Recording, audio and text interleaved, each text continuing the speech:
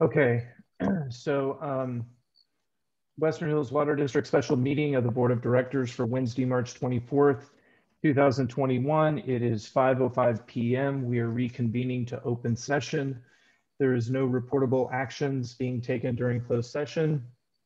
We're going to move on to action items. Action item A is consideration and approval for resolution number 2021-05, resolution of the Western Hills Water District approval of expenditure of approximately $55,594.35 of Diablo Grande Community Facility District Number 1 Melrose Bond refinance proceeds for the payment of immediate water district expenses. Just for you guys to know, this month we had a 3-pay period. So we need an additional $18,000 to cover payroll. And then the CAT loan of $37,594.35 is due on April 15th. And we have a meeting on April 14th, and it will be a real tight squeeze to get that approved and then checks cut. So we're wanting to approve it in this meeting. So that gives us the $55,594.35. So a motion to approve that in a second, please. Second. All in favor? Aye. Aye. Aye. Chris, have we heard from you? Yeah, aye. Sorry. Aye. It's duplicate Okay. ayes. All right. So the motion passes. All right. At this point, I am going to toss this over for action item number 6, the water rate increase discussion with Angels Crossing. I'm going to toss this over to our board secretary. She will be running this particular action item. And when we are done with that action, we'll move forward from there. So Crystal, I'm going to toss it off to you at this point. Thank you. Okay, this item agenda provides time and discussion time with Angels Crossing representatives. So in order to promote an open discussion, we expect all participants to conduct themselves with proper decorum and respect.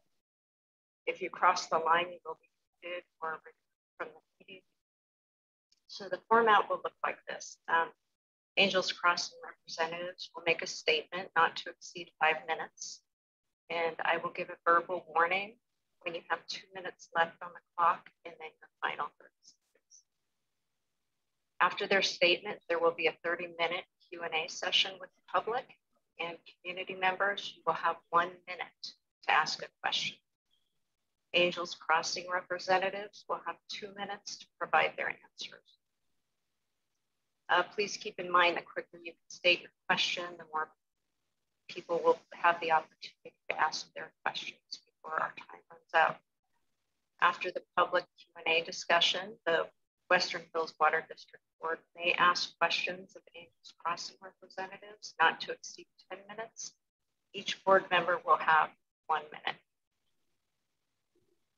I'm going to unmute representatives right now.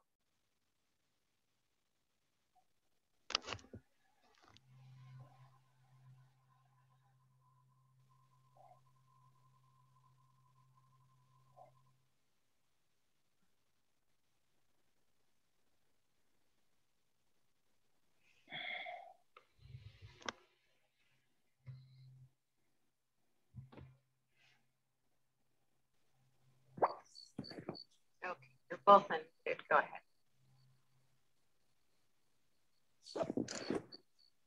I can't hear you. Yep, I still don't hear you. Go to the left where the mute button is. You might have to reconnect. Oh, she just got there. I don't hear you now. Click the little icon next to the microphone and see if you can. It looks like she's unmuted. She is unmuted. Yeah, she is. Sound's not coming through.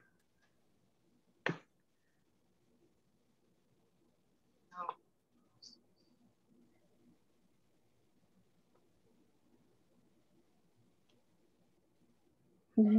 No. What about Mr. Skinner? Good evening, everyone. Hopefully I can be heard at this point. Yes, we hear you. Okay.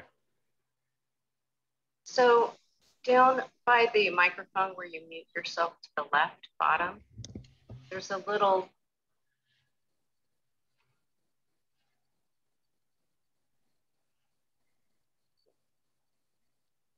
Krista, you just, I believe you might have just mute. There you go. yeah, sorry. So there's that little upside down arrow. And if you press that, you might find either outside speakers or your computer. Right.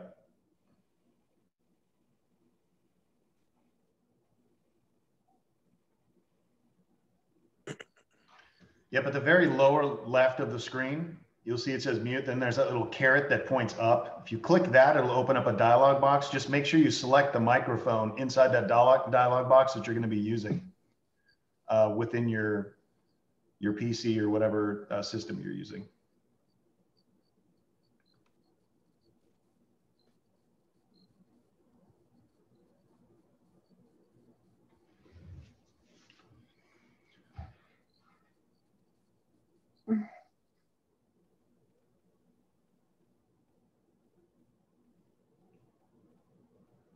No. No. You have headphones.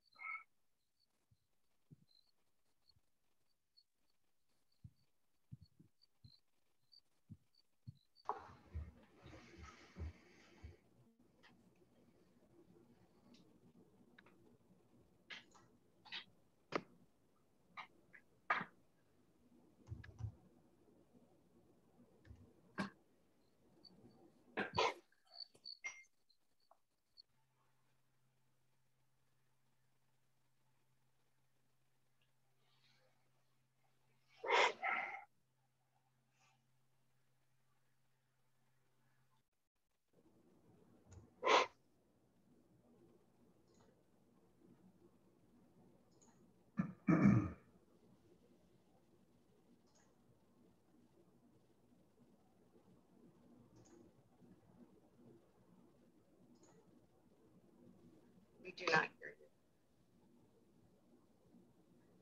you. Mm. You want to try logging off and then logging back in again?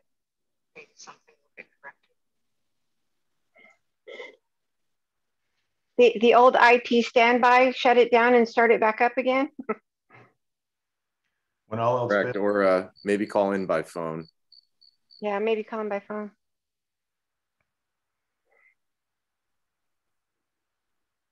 Yeah, we cannot hear you. No, we can't, unfortunately. I have a feeling it has something. Are you on a Windows computer? Can you give a thumbs up if you are?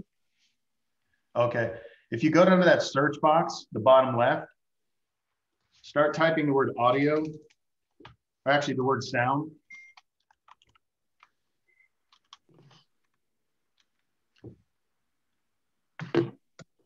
Click on the sound mixer options.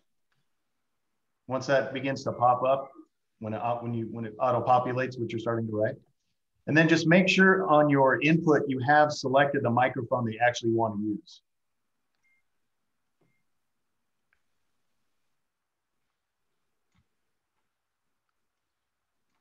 There should be like a little drop-down box once you get to that.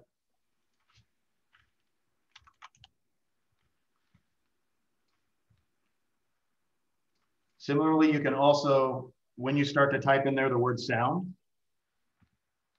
something should pop up with a little icon that says change system sounds. Do you want me to share my screen when I do this? Or? I had this issue earlier with work, and trying to share your screen of any of the Zoom controls anyways is not going to happen. It ends up in a Zoom inception, which isn't good. Oh, it doesn't allow you to share like system settings and things like that? Maybe, yeah, maybe that, yeah. Because yeah, that's what I'm trying to do. Oh, okay, sorry. Never mind. Ignore me. Do you want me to try that real quick or?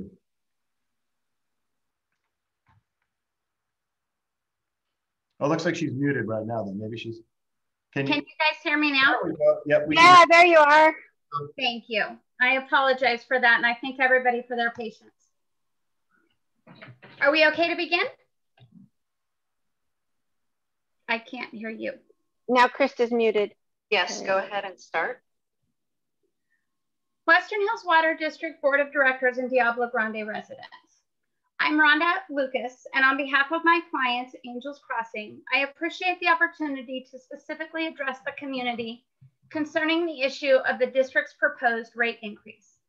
After over a year of intense negotiations with World International, in May of 2020, Angels Crossing took ownership of World's interests for the sole purpose of developing this community. We believed then, and we still believe now, that with a strong community partnership, Diablo Grande can become even more than the original vision.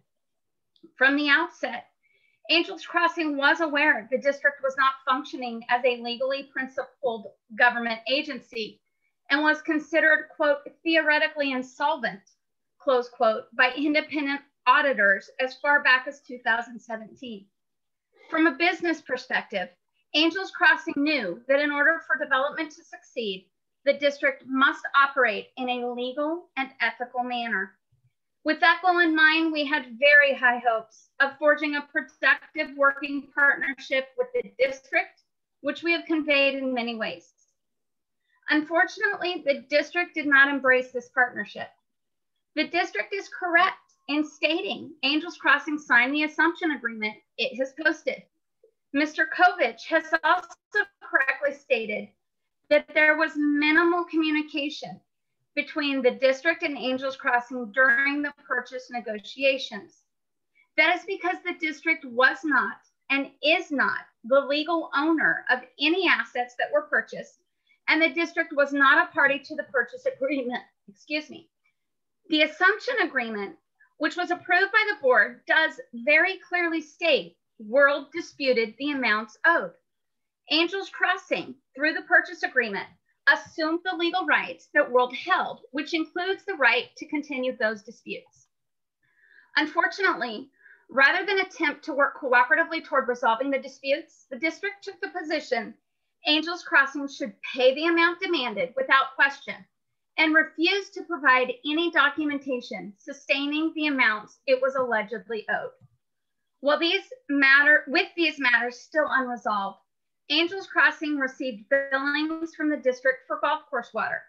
These billings, which covered a 4-month period, were for an amount that reflected roughly a year's worth of water. We began asking questions. I want to be clear, Angels Crossing is not disputing the nearly $1,700 per acre foot water rate. We are disputing that the golf course used over 190 acre feet of water in a 4-month period. Historical use of the ranch course costs between 147 and 202 acre feet per year, a range consistent with standard water usage for this type of golf course within the industry. If the course used the amount of water for which we were charged, it would have been a swamp.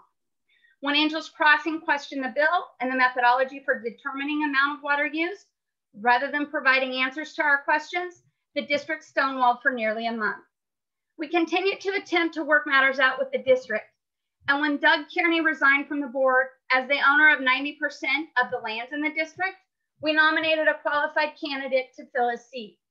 Instead, Matthew Manning blocked the nomination and moved to appoint his son. Then in August 2020, with still no communication or resolution on the dispute, the district, led by Matthew Manning, shut off the water to the golf course. With no water being provided to the golf course, the volume of water to the community should have reduced, but it didn't. The district chose instead to continue pumping water for which they had no use, and then dumped the water into the streams and into your sewer system, which in turn inundated the city of Patterson's sewer system. We believe these actions are illegal, and importantly, if the operational costs associated with these actions are being relied upon to calculate this proposed cost of service, any presumptions based on those numbers are false. It was also at this time, because we were talking to Patterson about the inundation, that we became aware the district had been collecting sewer rates from its ratepayers every month and had not paid the city of Patterson its contracted rates for years. Another action that violates the law. Once again, in September, we attempted to get a seat on the board. The board didn't open the vacancy to the ratepayers for nearly 3 months.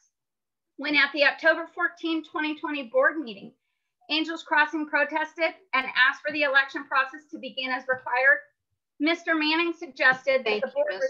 Lucas. That's 5 minutes.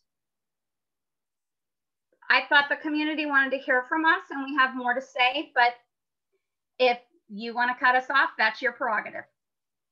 That's per the format we laid out. I would like to make two statements in closing. Importantly, we are committed to developing this community. Also, we will not allow this Manning board to consider, the Manning board is considering foisting a nearly 500% rate hike on the community rather than working with us. And for the record, Angels Crossing does not support the current rate hike proposed by this board, and Angels Crossing, the largest landowner,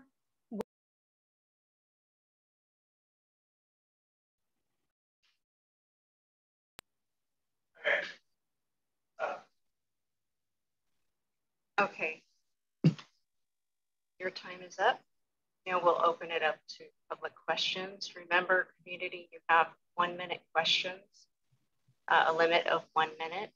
Angels Crossing representatives will have 2 minutes.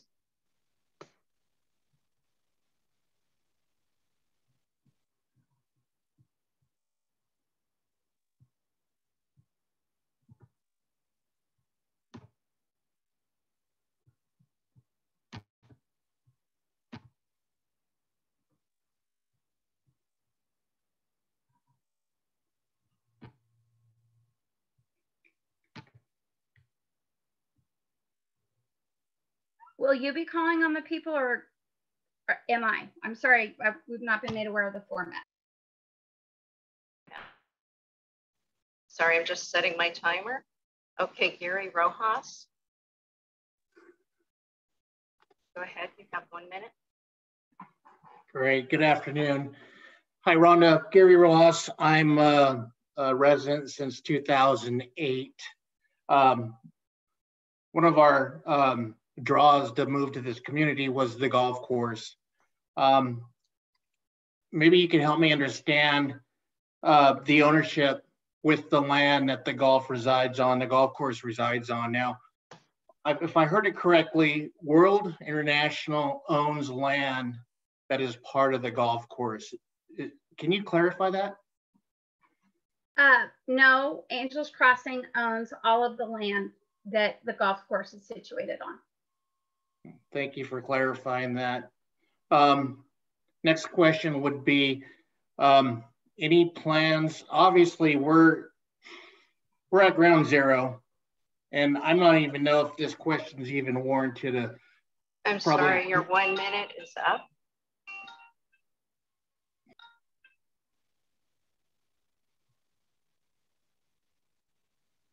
Okay, Andrea, go ahead. Can you hear me? Yes. Okay, I wanted to continue to hear what Rhonda had to say, that last bit. I'm not sure, so I wanted to give my time to continue her to continue what she was saying. Thank you, Andrea. What I was saying was to make it clear to you, the residents, that we do not support this proposed rate hike that this board is apparently pursuing. And when the Proposition 218 process begins, we will be filing a protest against the rate hike. Thank you. Thank you.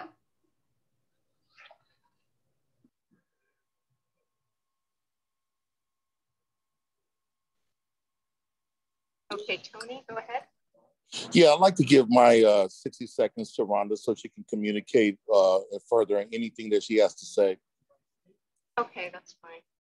And just Angels Crossing did agree to the format we put out on the agenda. So, but go ahead. Thank you, Tony. We wanted to let you know of where I was cut off that in September when Mr. Ivy resigned, you were not made aware of it. Nobody was. And when the board in October 14th of 2020 at their meeting began, and we encouraged them to open and begin the normal election/appointment process, Mr. Manning suggested that the board resign and the process only be open if Angels Crossing cut a check for millions. Again, illegal. We submitted a candidate, again, very qualified, and to fill the open board seat, and the board deadlocked with a no vote from both Mannings on the board. These antics continued and resulted in an 11th hour emergency appointment of Director Davis by the County Board of Supervisors, all done without any notice to the landowners in the district. Since that time, 2 additional board positions have become vacant. Matthew Manning personally conducted public interviews of the candidates, asking each if they had any involvement with Angels Crossing whatsoever, and even going to the extreme of asking a candidate if he had personal knowledge of Angels Crossing's finances. Again, Angels Crossing's candidates, along with other viable candidates from the community, were rejected in favor of Mr. Manning's hand-picked candidates. The Manning board has since then appointed Mr. Manning's wife as board secretary. The district has not held a voter election since 2013, and the landowners have had no say in who represents their voices within the district. The Manning board uses every excuse they can think of to prevent this from happening, including rejecting a valid petition from the landowners. We continue to believe that the current Manning board is not legally seated as representatives. As of today, Angels Crossing still has not received any explanation or documentation regarding our disputes, only threats. The Manning board has made no attempt at resolution. The Manning board has refused to issue will serve letters to Angels Crossing so that we can begin developing. Okay, thank you. Your time is up on that. Okay. Steve Stockmall, go ahead.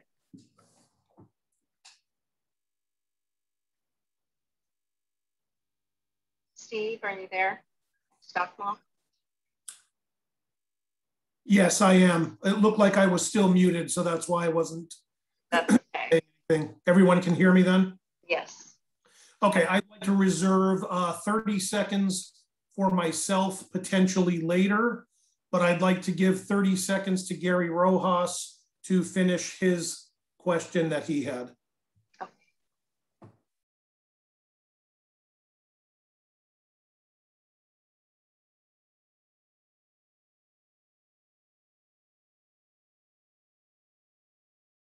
I'm looking for Gary, but I don't see him. We'll come back to him when he raises his hand.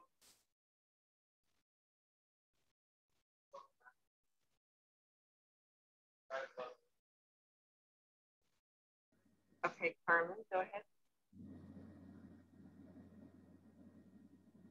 Oh, I'm sorry. Yeah, this is Carmen. Just in my thoughts on negotiation. As everybody knows, it's a normal practice within the real estate that development and the development industry. The developer gets to have the majority on the board of directors until the development is already developed and sold. So we already know there is an agreement in between Angel Crossing and the Water District to fund the district and also to pay the balances that the prior developer left. So my question would be, is Angel Crossing willing to pay the delinquent balances in full exchange for 3 seats of the Water District Board, including the president's seats? This transaction would give Angel Crossing the majority on the board, which would facilitate further the development of phase 1 of the master plan.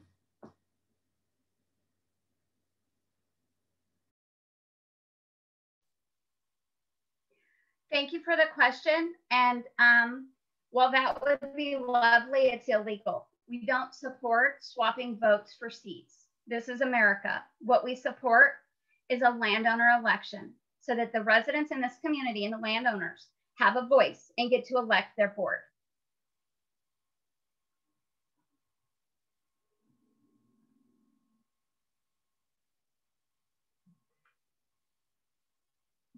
Okay, Amy. Hi, thank you. I appreciate Angels Crossing being here today, as well as the board members.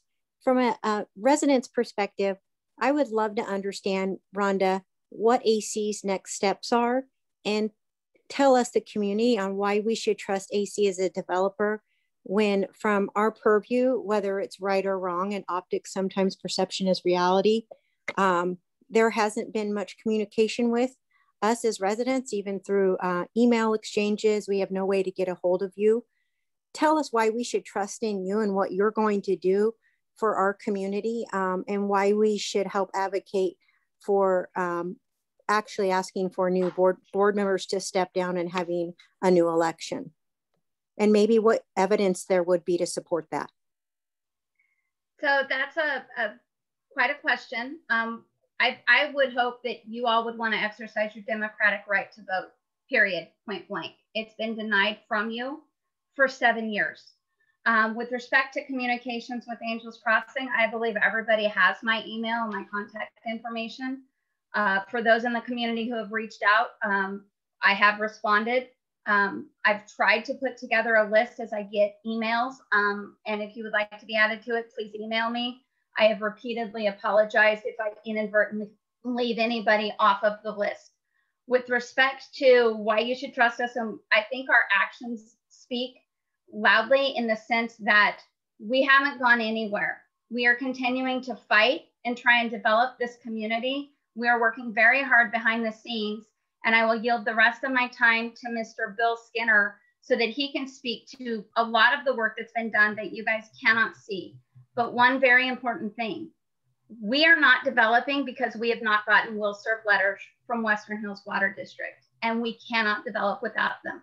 And that's the only entity for whom we are waiting on will serve letters. But Mr. Skinner, would you like to let them know all that we've been working on outside of the district so that we're ready to hit the ground running as soon as we get the issues with the board resolved? Absolutely. Thank you, Rhonda, and thank everyone for coming on this meeting tonight. What has proceeded is Angels Crossing is currently, as Rhonda mentioned, waiting on will serve letters for 68 lots to be able to be processed through the California Bureau of Real Estate. That's really our lowest hanging fruit here, and getting those 68 lots sold and developed and foundations poured and sticks going up in the air. Beyond that, we are currently in the process of submitting in what's called tentative subdivision maps, which are in conformance with the Angels Crossing or Diablo Grande specific plan through Stanislaus County. Thank you. That is going to be about 624 lots. If someone wants to yield their time to you. Thank you.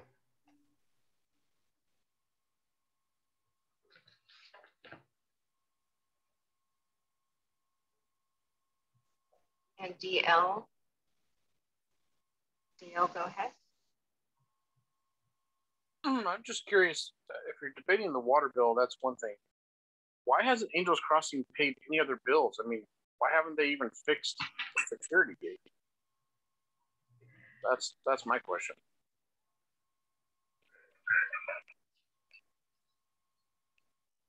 Am I in? Yeah, go ahead.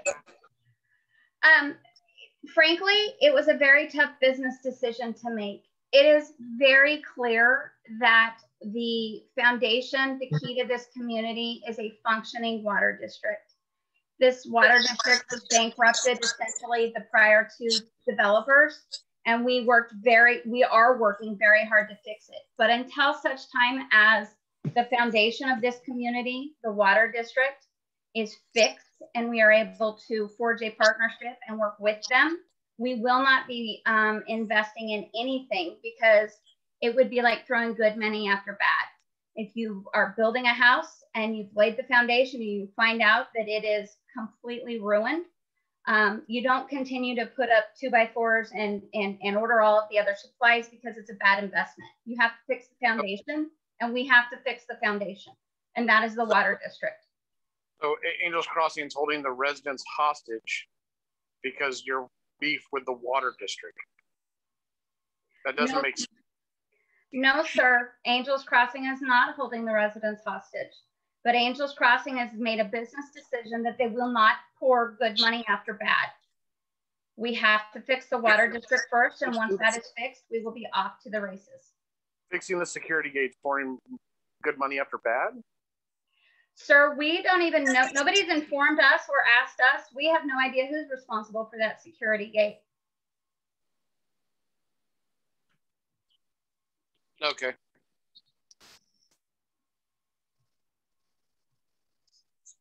Okay. Jim Black, please go ahead. Yeah, I just have a quick statement. The name of the water district is the Western Hills Water District. It's not the Manning District. So I'd prefer that Rhonda actually call it what it's called. Thank you.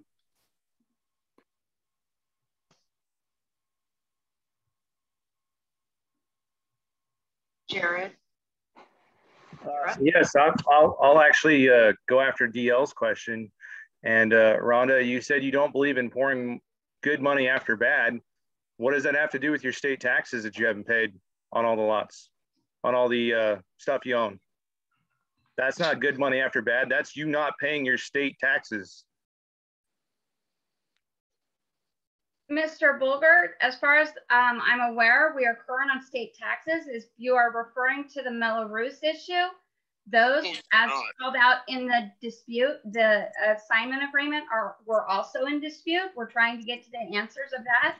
But in general, we will not be making additional major capital investments until we fix the water district.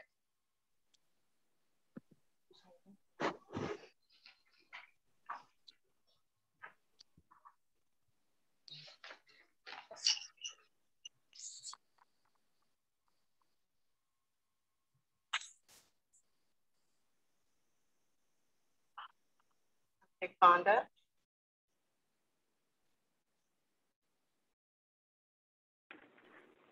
Fonda. Hello, can you hear me? Yep. Okay. Hi. So I just wanted to know what's the procedures about having a special election, since we seem to be having, I didn't understand what happened with the whole election of the Manning district. So I don't know what happened with that, and how do we fix this moving forward?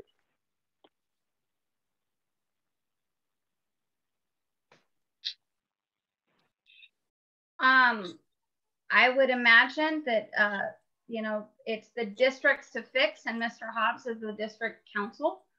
That being said, the bylaws allow for the landowners to petition for anything to be voted on, including an election. And the board, if the landowners sign that petition, the board has a duty to hold the election. It's in the bylaws and it's in the election code.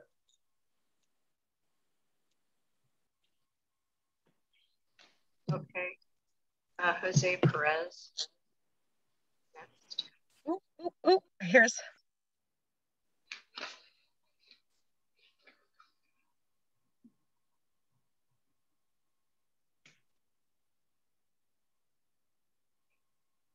Can you hear me, Jose? Good evening, this is Jose Perez. Just a couple of statements. Rhonda, you said that you've never heard about the security gate being a problem. I think you met with Vortex and a few board members yesterday to discuss that, and we discussed it in a meeting a little while back as well. But my biggest concern is that you have problems with the water district, you think, or you say, yet the HOA has done everything we could to work with you guys, with Angels Crossing, from day one. Matter of fact, the deal may have not gone through had we not did some arrangements to make sure that you guys could close on the deal. And yet you have not responded to the HOA or the COA as well. So how is it that you want to have a partnership with us when there is no partnership? We did have a meeting just a little while ago, and there was some encouraging things happening, but there's nothing happening financially, and it's to the detriment of this community. You guys need to step up and fix that. Mr. Perez, yesterday I received an email from your attorney requesting that I not communicate directly with you. And while I disagree with your attorney's premise, I am respecting her request this evening, and you need to work that out with your attorney. Of course. Okay. Gina Scotland. Hi, I do want to give some of my time to Bill to continue with what he was saying, and also for the community that may not know what the letter is he was talking about, that they're waiting on to start some development. Could you explain that also?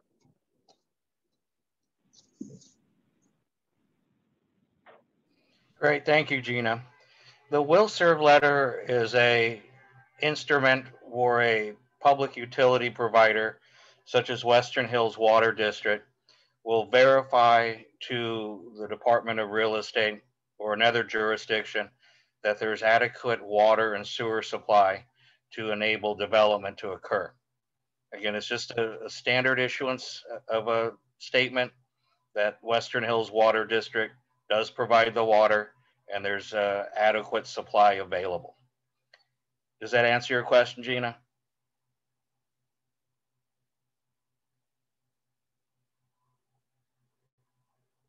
Yes, it does. Great. For the other aspect, the 624 lot tentative map is currently moving forward through Stanislaus County Planning Department. We anticipate a planning commission hearing to be in the next couple months, and then that will proceed onward with a notice of public hearing, which will be given to all properties within 300 feet of that new growth area within Angels Crossing. Thank you, Mr. Once that Chair. is done, okay. Thank you. Okay, Amy or DL. Go ahead, DL. So from my understanding, when I've sold land before to people and I had to go through all this stuff, when you do a will serve letter, that's just so you can sell the land, correct? That is correct. So what does developing the land have to do with having a will serve letter? What the will serve letter does is allows the department or the Bureau of Real Estate to issue a white slip that the land can be sold and developed, that it has adequate public utilities in place.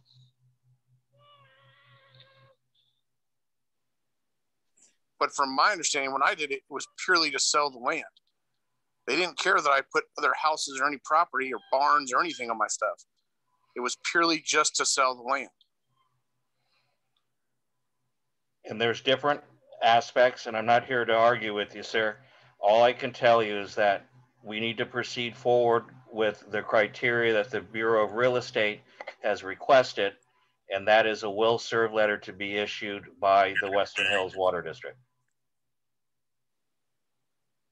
Okay, my last question is to Rhonda. Where's Don, Seth, and everyone, Mike Walker, all these guys that are supposed to be involved with it?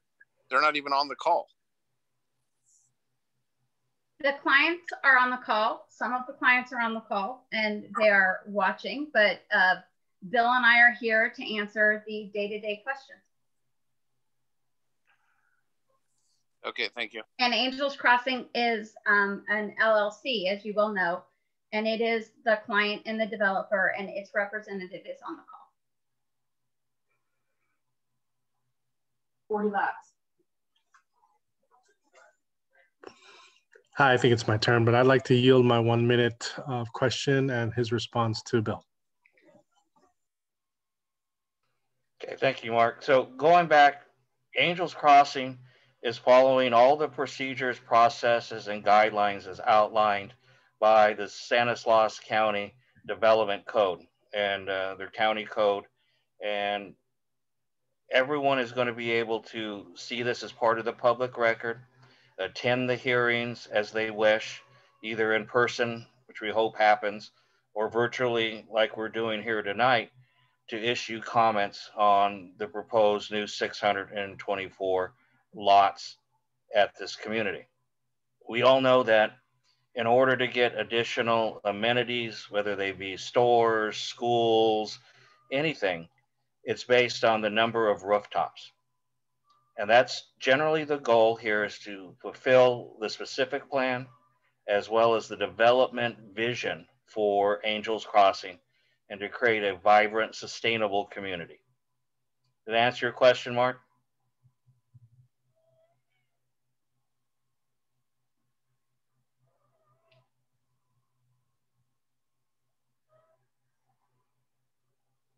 I think so. Okay. Okay, thank you. Amy, go ahead. This goes either to Rhonda or Bill. Assuming that we're that AC is able to partner in a productive manner with our homeowners association as well as the district. So let's assume that happens in the next couple of months and we're able to make progress. Do you have true investors lined up to really start breaking ground or taking action? We're all, you know, it's really difficult. I understand you've got a lot of legal ramifications and you're working through the paperwork. For us as residents who live here every day and drive through the gate and don't see it fixed and don't see the trash picked up, it's very real to us. It may seem trivial to you and you don't want to put bad money after good money. I certainly understand. I'm a businesswoman myself. However, garnering the support is very difficult for us as residents. We don't know who to believe. And the truth is somewhere in the middle. I've lived here for 14 years and I've never seen such hate and dispute happening in a community. If you don't have investors, at what point in time will you take a step back and allow some movement to happen?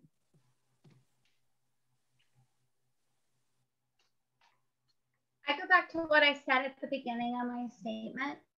Angels Crossing purchased Diablo Grande for one reason, to develop it. And we can't develop it without investors. We purchased this property to develop it. We continue communications with the county to get development moving. We've kept the golf course staff on during what we hope is a short-term resolvable problem. We've got the commercial association up and running again, and we've moved forward in multiple other venues.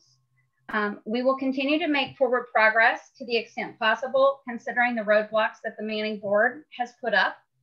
And we sincerely have every hope and desire, as well as the financial investors and backing, to develop this community consistent with the plans that we presented to you at our first town hall meeting so many months ago.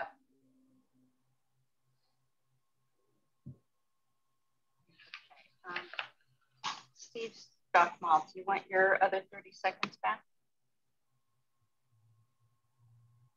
I'd still like to hear from Gary. If Gary's still on, I don't know if he finished his question. Other than that, I'm good for now. Okay. Gary, are you ready? Sure. Okay, you know what? Thanks, Steve. I appreciate that. Just a quick statement. I don't want to get over my head on this. Amy hit it right on the nose. You know, being a longtime resident, driving through the gates, it's depressing. We still, I believe, have a beautiful community. But as you drive through and see dead grass on the golf course, which we all, most of us enjoyed playing and seeing, it's heartbreaking. So just take it for what it's worth. Thank you, Steve.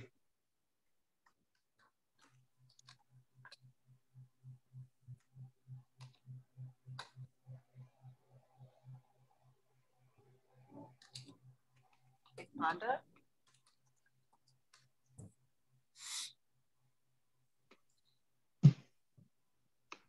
Rhonda, are you there? I didn't have my hand up. Okay, I'm sorry.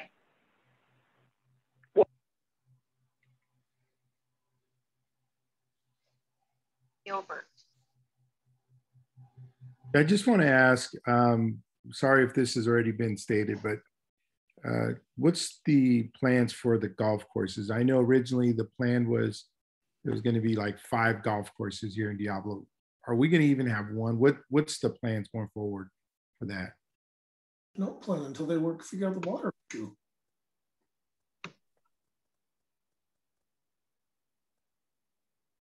Am I unmuted? I'm sorry. I don't see Yes, myself. no, Okay, sorry about that. Yes, we do plan on having the golf course. Bill, I can't recall right now if we involve, at what stage we plan additional courses. I apologize, I haven't paid attention to that. But we have every plan of, first and foremost, redoing the existing golf course. As many of you know, the greens were rather old and dated.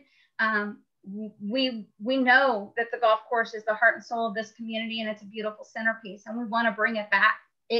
We did not choose to shut the water off to the golf course. We asked that it stay on. We are as heartbroken as you are. But that being said, given where we are today and the fact that we were charged a year's worth of water for 4 months, we can't begin until we get this issue with the Western Hills Water District resolved.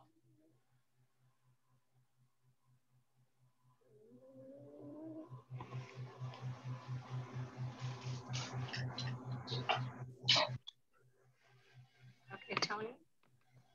Yes, Rhonda, can you speak to the preparation that your team or Angels Crossing took to, as everyone is talking about the golf course, to be able to prepare to restore the golf course based on its current position in terms of where it's at? I'll do my best. And Bill, if you know these details better than I, please jump in here. Full disclosure, my husband's a golfer, but I am not. We never imagined the Manning board would hold up these many roadblocks and we would be in this position this far out. We had placed orders, we had in process, I should say, purchase orders and the paperwork in process for new sod and seed and equipment and irrigation supplies and pipes and whatnot to begin fully working on the course. We had hoped by the beginning of March, depending on the winter, and also clearly depending on us resolving these issues. We were moving forward with that, but as it became clear that unfortunately we were still in our impasse and facing the roadblocks that the Manning board put up, we had to stop that for now.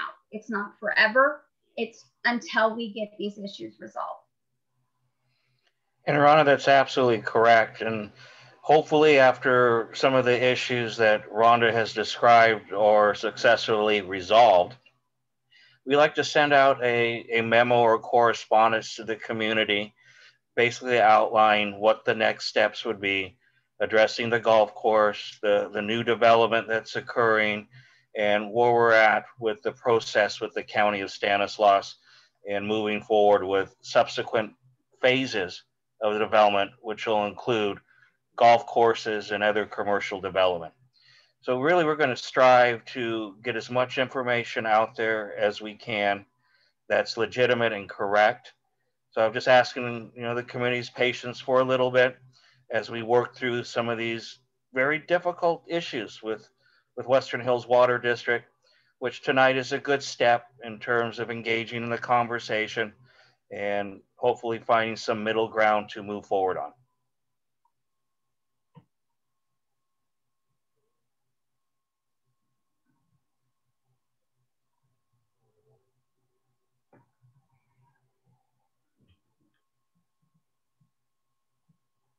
Hello, everyone. My name is Melvin. Thank you so much.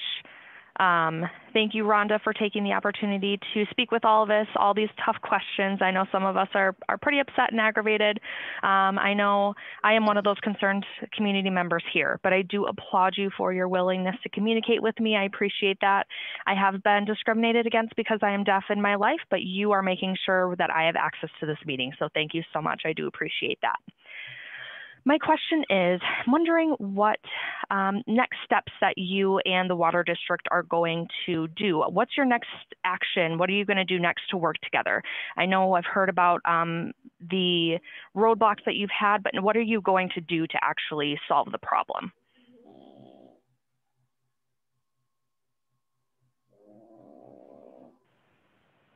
Go ahead, Rhonda. Oh, thank you. We are here tonight talking to you, the community. We were hoping that the invitation tonight would be to mediate with the water board, as was promised a couple meetings ago. We have offered since as far back as November to mediate with them. We are ready to set up a meeting in a professional setting, if need be, with a third-party negotiator to try and work through these issues. The ball is in their court, as it has been since November.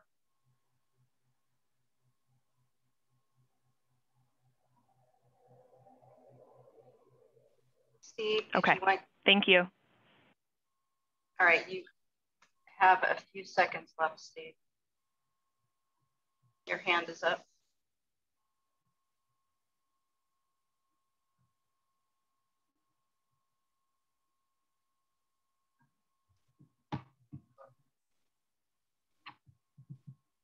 We'll take one last question. I think we're coming up on our 30 minutes right now.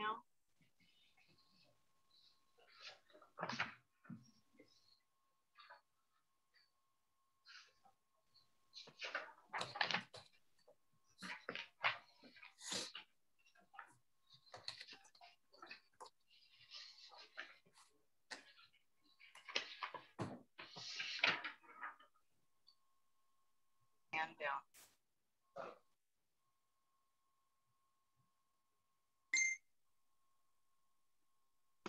Jennifer Hamilton. Yeah, hi everyone. Just really quick, Rhonda. So if the water board is replaced, do we, or will you guys, will AC even have the information that they need to move forward with our development?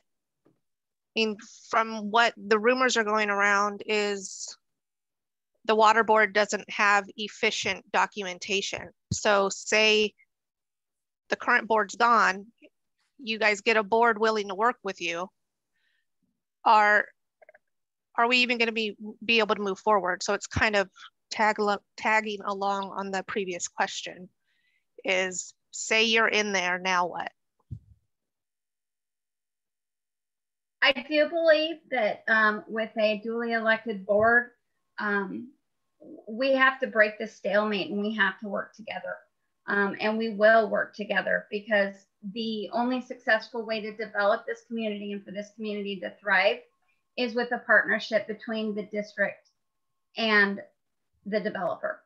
Right, I understand that, but do they even have, so what you guys need is, I mean, whatever you're currently asking for from the board, is that really available?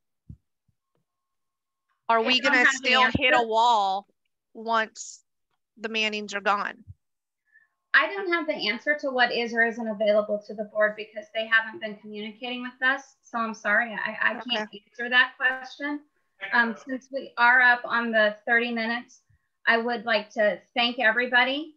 Many of you have my email and you know how to contact me. I will be sending out the statement that we had, which we did not get to read in full. But I also want to let you know that we will not be taking questions from the district board in this forum. We agreed to, we were invited to, and we agreed to come to specifically address the community. We will meet with the board in an appropriate forum. We continue to welcome the board to reach out and set a meeting with us, but we are not taking questions from the board.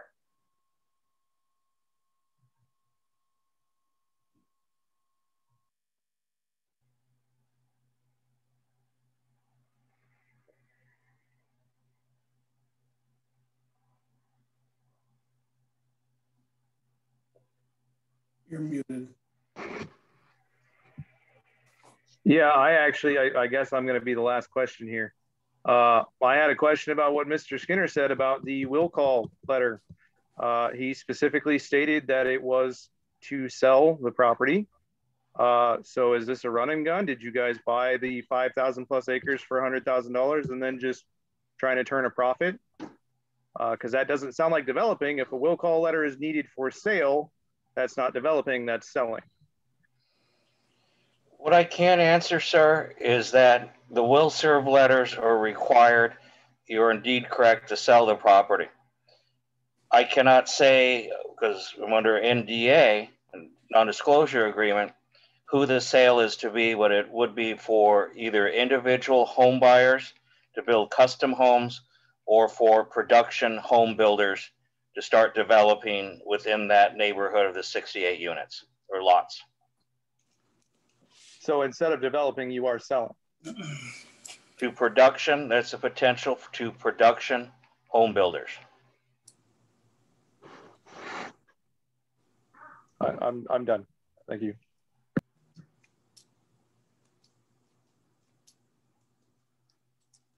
So if the board doesn't have any objections, and since Angels Crossing is essentially saying that they're not going to take any questions from the board, we had reserved about 5 minutes for the board to ask questions. I'm going to go ahead and jump into a couple of issues that were raised, and then we can close out this portion. I think, like a lot of you, a lot of the public, I'm sitting here trying to understand and listen for an actual rationale as to why Angels Crossing isn't paying what they've contractually agreed to pay. The agreement's actually pretty clear, and we can get into those issues. And it dawned on me as we're sitting here is that they don't have any explanations or actual solutions. What they have is they're trying to impugn this board and sling enough mud around in the hopes that the members, the people at Yellow Grande, will look at that and not ask these basic questions about, well, what is Angels Crossings doing? One of the questions that was asked tonight is, well, do you have any investors? There was no answer to that. There's never been a response as to what their track record is, whether or not they've actually built a home. And I think we do kind of need to correct the record, because there's facts behind all of this. And this board has actually endeavored, since we got this new board on, to be as transparent as possible, staying here till 10 o'clock at most of these meetings to answer every single question, to provide you with the actual information that the background that's put out here. Almost a year ago, when Angels Crossing came on board, they agreed unequivocally to pay, it's about $1.6 million to Western Hills. And these aren't numbers that are in dispute. These are numbers that were already owed, say, for example, to Kern for our water bills to the city of Patterson. Those were known. We got this letter that Angels Crossing submitted in April of 2020. They basically said in 30 days, we'll start paying. Well, that 30 days came and there was no payment. And then there was an excuse about they didn't agree with the the golf course water. So we offered, Western Hills said, look, if there's a problem with the measurement, we'll work with you on that. But the reality is that you need to fund that. We don't have the money to fund how this water has been measured for 20 years now. And you want to come on the scene and tell us how we have to measure water? We're going to do that. You have to pay for it. There was nothing. We offered to work with them in good faith on those payments. There was nothing. Then after that, a new lawyer came on the scene. She's here this evening. And the first threats were that this board was illegitimate, that there had been no elections, that we hadn't complied with the elections code. She raised the same arguments with Stanislaus County, and those were rejected. The reason that there's been no election is very simple. The times for elections that were called and that were due, there were only candidates. If there were only 2 positions that were available and there were only 2 candidates that threw in their hat, you don't have an election. There's nothing to decide. That's what's happened.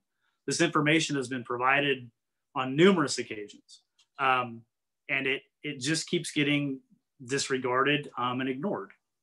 And I think it's a similar issue with this will serve letter. A letter that nobody heard about, nobody knew about, is now being shown to somehow say, well, Western Hills is preventing this development. The problem with that is that Angels Crossing already came out tonight and said that it's a business decision that they're not paying. This will serve letter has nothing to do with whatever their plans are and whatever their goals are for actually paying the water district. That's the whole issue here. There's not one mention of how they intend to fund this district, other than to impugn this board, to impugn the Mannings, to impugn the work that they've done to impugn this community and essentially hold you folks, somebody said it, they're holding you hostage until the board bends to the demands of Angels Crossing and gives them exactly what they want, and then they'll consider coming in and taking care of things. As far as mediation, mediation requires that both sides operate in good faith.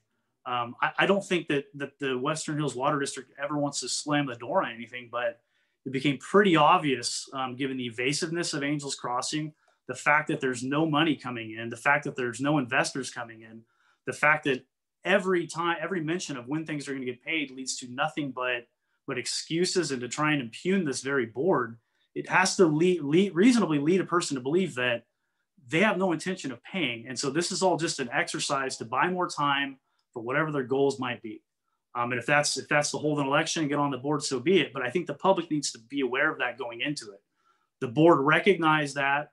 The board saw that because there is no willing partner, there is no white knight coming in to save this district. There's no developer that's set with a bunch of money to throw at this district.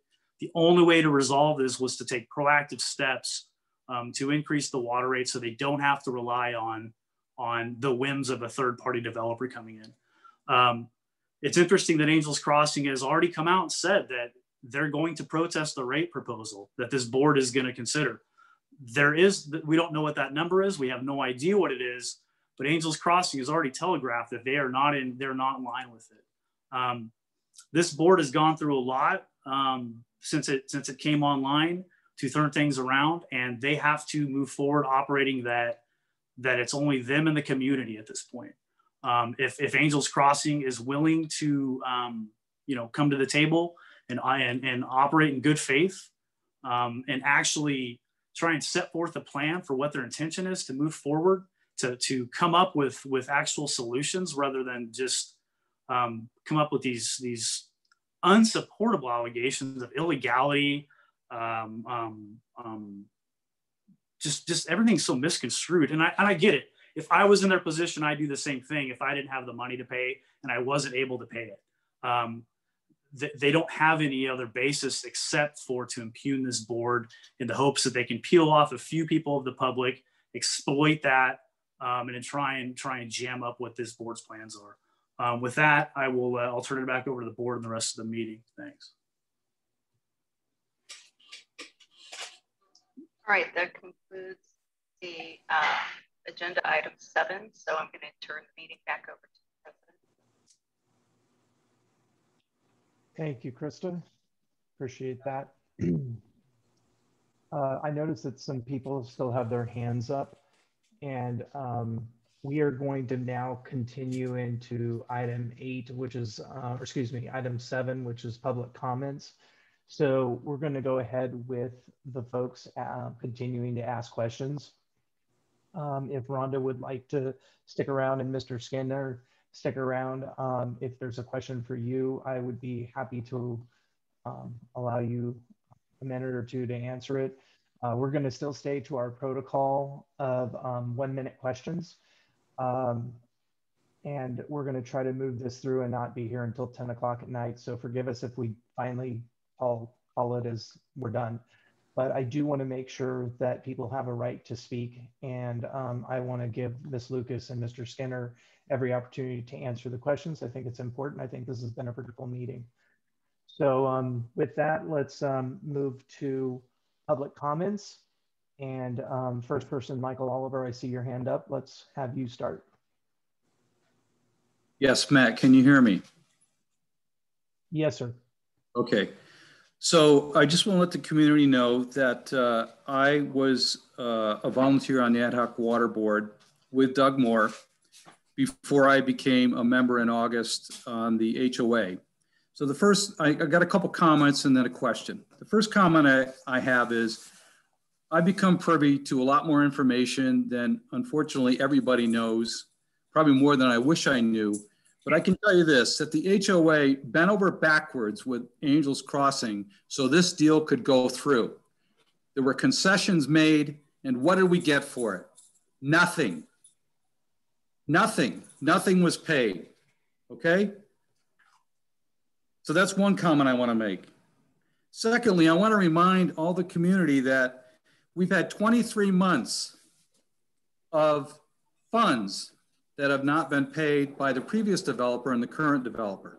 And you wonder why the Western Hills Water District is a mess. And these people that have volunteered to try to fix it are being chastised by some members of this community, which is totally unfair. That's my two comments. Now, thirdly, Doug Moore and I worked with Jim Miller, who had a lot of great ideas initially, and at the time worked for Angels Crossing, about how we were going to improve the utilities in the community and how it was all going to come together. And Doug and I believed in him, but he's no longer with Angels Crossing. So I would like to ask Angels Crossing, I think I know why Jim Miller is no longer with you, because he probably hasn't been paid like we haven't been paid. But I'll ask that question if they want to answer it. That's my comment, that's my question.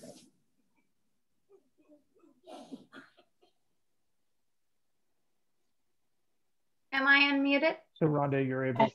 Yes, you are. You may answer if you want, if you wish to. Mr. Miller did wonderful work for us, and he has moved on to other jobs, and it has been amicable, but I will not comment in any way, shape, or form on anybody's private business about compensation. I can assure you I'm being paid. You didn't answer the question. Mr. Oliver, I'm sorry, I didn't realize you're the one who asked the question. Again, your attorney emailed me yesterday and requested that I not speak with you directly. So while I disagree with her premise, I'm respecting her request and not able to speak with you. My attorney's not on the call. I'm asking you directly. Sir, I cannot speak with you directly. Take it up with your attorney. Okay. That's the type of response we get on everything that Angels Crossing says. That's the narrative. The narrative from the beginning is putting all the blame on the Western Hills Water District, which is totally bogus, okay? In the beginning, I supported you folks. I went around and told everybody they should support you. But when you just decided a business decision not to pay anything, that hurts the whole community, okay? So that's my statement. And I hope people wake up and see what's really going on here. Okay, thank you, Mike. I appreciate that. Let's move on to Sherry Davis. Sherry, I see your hand up. Yes, this question is also for Rhonda. I was just wondering, Rhonda, how did the Cocoa Nugs people get in this development and get an all access pass when a lot of us haven't been given an all access pass to this community?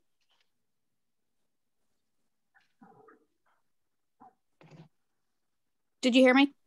You're unmuted if you'd like to. Yeah, Rhonda, you may answer that question if you wish. It was to you.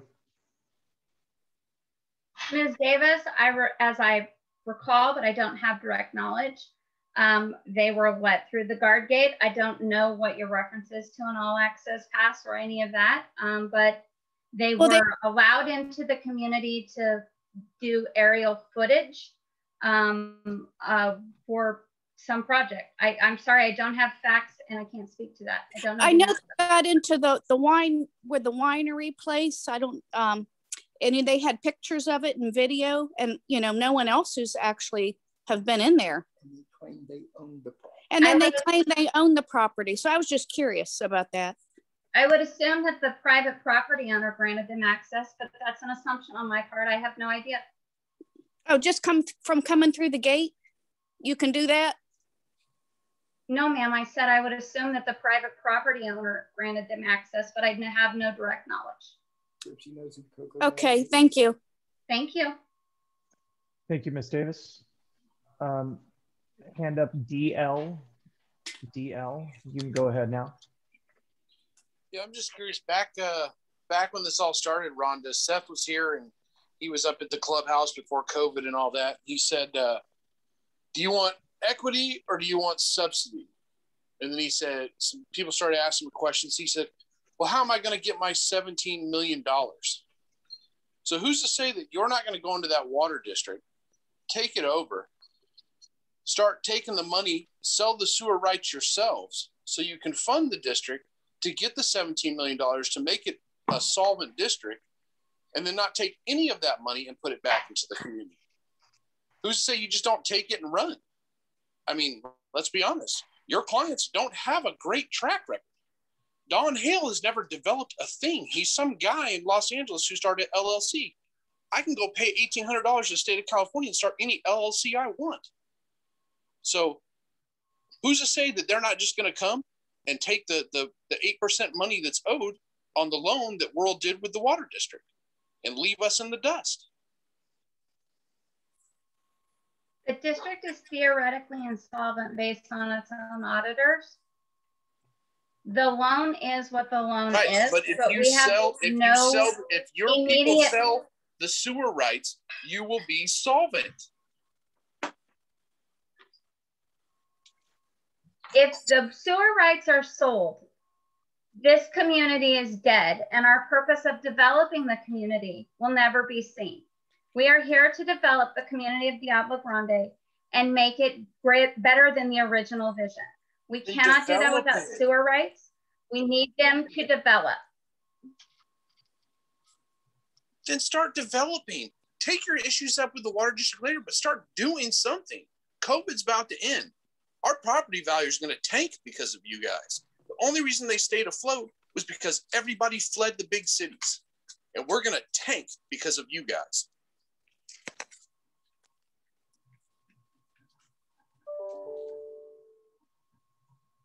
Thank you, sir, for that question. I just want to interject something here because I don't know if there's a disconnect here or not, but I just want to be clear with the community. If we're referring to the letter that I sent out to City of Patterson to start discussing with them issues, there's a lot of stuff that we cannot get involved. Talk about here or get involved in, but I just want to make sure everyone is clear. The sewer rights, if that even becomes an, or the sewer capacity, if that even becomes an issue, it will not be regarding phase 1, which is the development we're here. We're talking about phase 2, 3, 4, and 5. So I just want to be clear there that we would never sell sewer capacity that would affect our phase of development here. So I just want that to be very clear to the community. That is not an option that is on the table. So any type of secure sewer capacity that would be even looked into of selling, it would be going in regards to phases 2 through 5, which are not our development here. So I just want the community to be reassured of that. Next question will be from Doug Moore. It's under Michael Oliver's name, but it looks like Doug is setting up for a question. Am I on the speaker? There he is.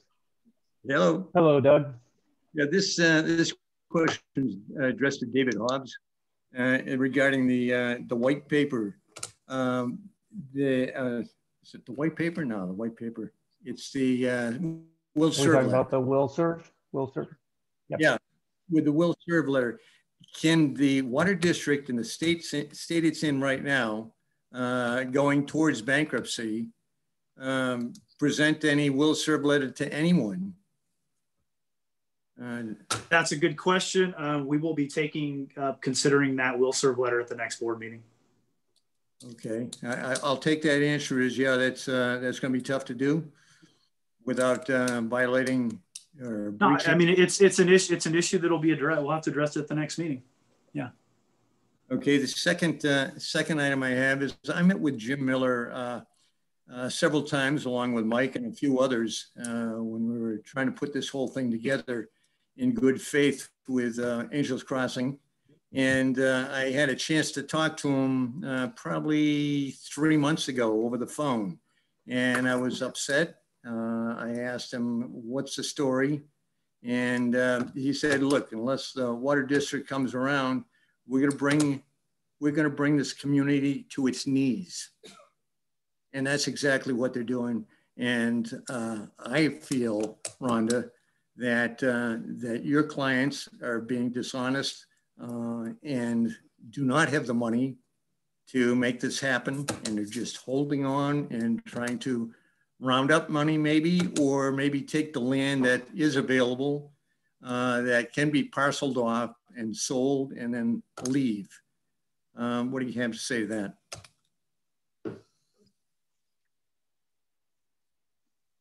Again, we bought this community, or we bought up in Angels Crossing with the sole purpose of developing this community. We presented our plans.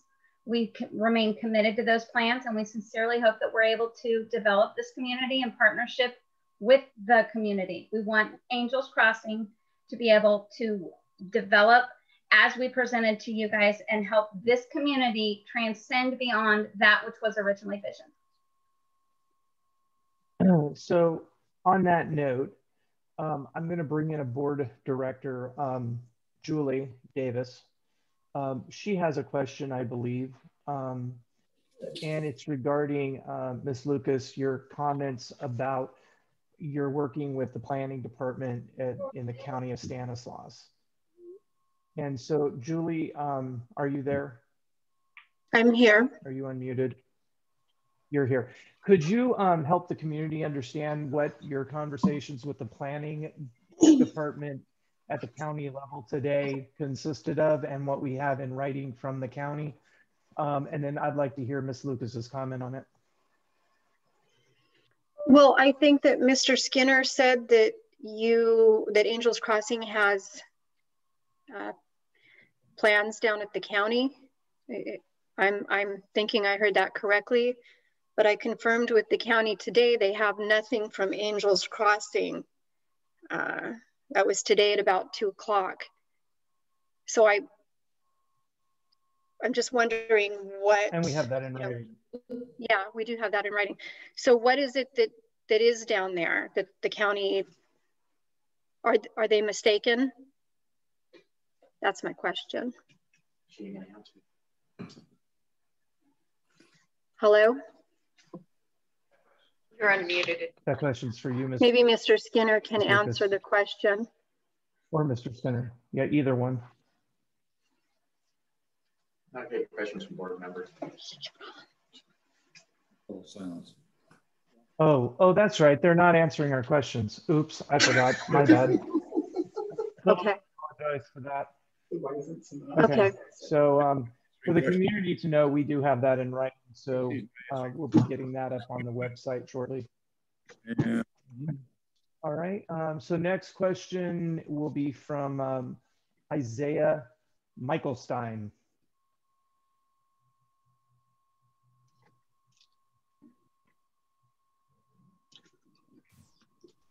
Go ahead, Isaiah.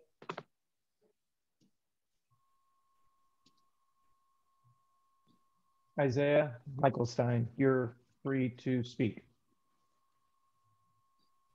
We've unmuted you. Let's come back. All right, we'll come back to you. Let's go to Fonda. Hello, it's me again. Hello. It's okay. How are you? Okay, so now, so what's next? That's one question. And when is the court date? Do you guys need to settle this in court or what? Because, you know, this is a court of public opinion right now. And I prefer, you know, if legal action going to be taken, it's taken, and let's just get this over with. And then also, why not let them sell or whatever with these lots? Why does it really matter who develops as long as it gets developed? So I'm not understanding that. Could someone help me understand that? Yeah, neither am I. Nothing is preventing from Angels Crossing from selling the land. Oh, you are. I'm as confused as you.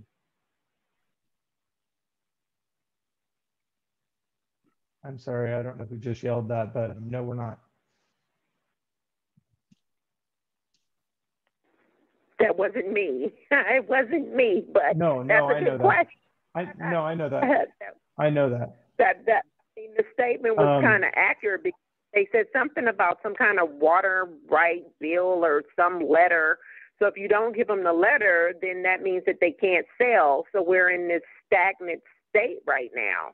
So it's either go ahead and give the letter, so either they develop and sell. Or, I mean, I'm not understanding. Let me answer that. Right. So today, this afternoon, was the first time the Western Hills Water District received any type of communications from the title company requesting a will serve letter. Yes, there was a photostatic copy given to someone by someone else who got it from, I believe, Chuck Seefeld. And all of that, it came from this person, from that person to that person, and it was not an official letter. It did not have our address on it, and it was not a completed document. We don't go by those. We go by official documentation. That official documentation, I can let the community know, it came to us today. Today, we had an email with a dates timestamp from the title company requesting. Now, I know that they do state in there that they had, I believe, sent it in December. However, we never were in receipt of that. And if you look at the original letter, it gave the wrong address. So that is probably why we did not receive it. But I can tell you that as of today, we have received an official request for a will serve letter. So as of today, we have that, and we will be discussing it in the next meeting. So that's what I can say to that. So the red herring of they've been sending these requests numerous times, that is just absolutely false. And David Hobbs, if you'd like to comment a little bit more to the community explaining the will serve letter, because I think it's being blown out of proportion for what it is.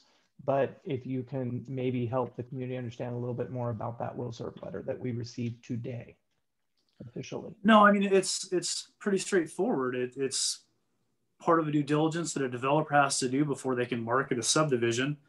They get the public report issued by the Department of Real Estate, and part of that exercise is they ensure that there's actually water service that's going to be provided to these ultimate residences.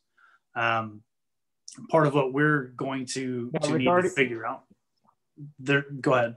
No, regarding this, regarding the 69 lots that they're wanting to sell up on the hill above Morton Davis, those are single lots, I believe. So what does a will serve letter go for? Just a normal citizen that wants to buy a lot and, let's say, build their house on it? No, I mean, generally someone would come to the utility provider and say, hey, can I get, what do I need to do to get water service? That's normally what happens. And you start submitting your plans and you make sure that you have water, so you know to make the investment on whatever the property is. This is different than that. This is something that they're doing something internally for a subdivision that comes up with whatever their plans are that we don't know what they are. And somebody spoke to the issue, I believe it was Doug Moore, about, well, can we commit to provide water service to these new lots if we don't know that for long-term, on the basis of our agreement with Kern and the lack of funding, whether or not we're going to be able to provide these places with water? And that's one of the issues that will be addressed next meeting. Excellent. So Fonda, as far as your other part of your question about legal issues and court dates and all that, I cannot discuss that. Those are things that we talk about in our closed session, and we don't discuss legal strategy in open session. So I'm sorry, I can't answer that type of a question in open session. All right, we're going to move to David Sotelo, I believe. Thank you. Forgive me if I'm pronouncing your last name wrong. You did fine. Thank you very much. I don't know if anyone can answer this question. It was brought up to the board, but I guess because you guys can't discuss things between the board and Angels Crossing, I did send a response to Rhonda's email that just came out to me. My question is the plans and things that they have plan for Diablo Grande, are those public records? Can anyone go to the county of Stanislaus and see what they've put on record as what their plans are for this community? Julie, would you like to answer that question? Yes, it's all public. So you can contact the county and ask them if anything's been submitted in the last year on this project. Okay, and we could see it as just a resident of this community, yeah, or anybody. Absolutely. Yeah, you can call, you can actually go online and you can look at any permits that have been issued anywhere in the county. But specifically, if you want to know if anything's been planned, you can check their agenda, but you can also contact planning, and the planning department will tell you if anything's going on in Diablo Grande, if anything's been submitted formally. Thank you very much. As of today, nothing has. Right. Thank you very much. You're welcome. All right, we're going to go to Amy.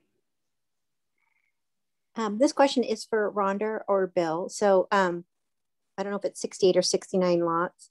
I think it's a great start. I don't think it's going to make this community.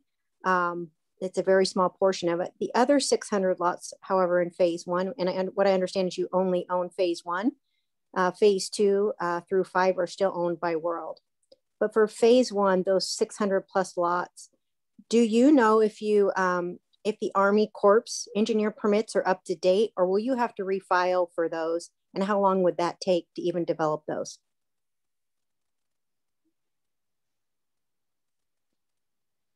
Are we able to unmute Rhonda so she can answer that question? Oh, there you go.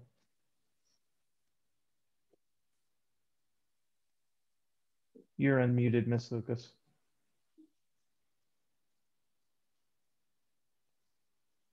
Are you going to answer the question of the community member or no? I don't have knowledge on that. I was here to talk about rates. So I don't know. Bill, are you able to answer that? Because I don't have direct knowledge. At this time, can we make sure those? At this time, the conceptual plans are being submitted and reviewed by Stanislaus County Planning Department.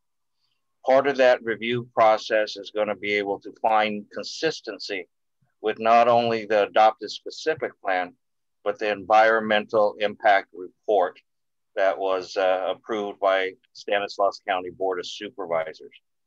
At this point, we will have more information to the community and to the district on the overall process procedure, compliance with mitigation measures and conditions of approval as we move through the process with Stanislaus County. Great, thank you. And then one last question, if I could. I understand you have roadblocks. What can this community do as residents to help AC?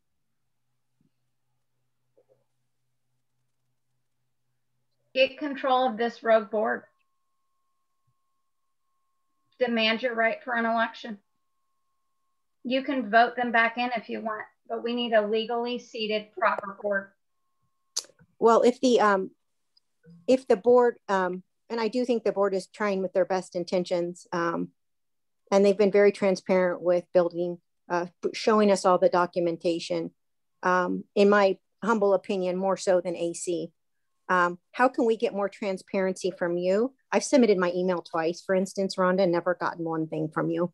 I've gone on your. I'm sorry, I don't have an email from you. So please send it to. I'm not a finger pointer. I'm here to help solve problems. That's why I asked. And I think everybody wants to move forward and act like professionals and move things. I would ask the board to find some mediation. I know you don't think it's in good faith. None of this, us stalling on either sides, isn't helping anybody in the community. And we have to let the residents under direction and information that gets provided from the board and AC make the best decisions all together. I don't think either of you are behaving well together at all. And it's very disappointing. I think AC is coming across very defensive.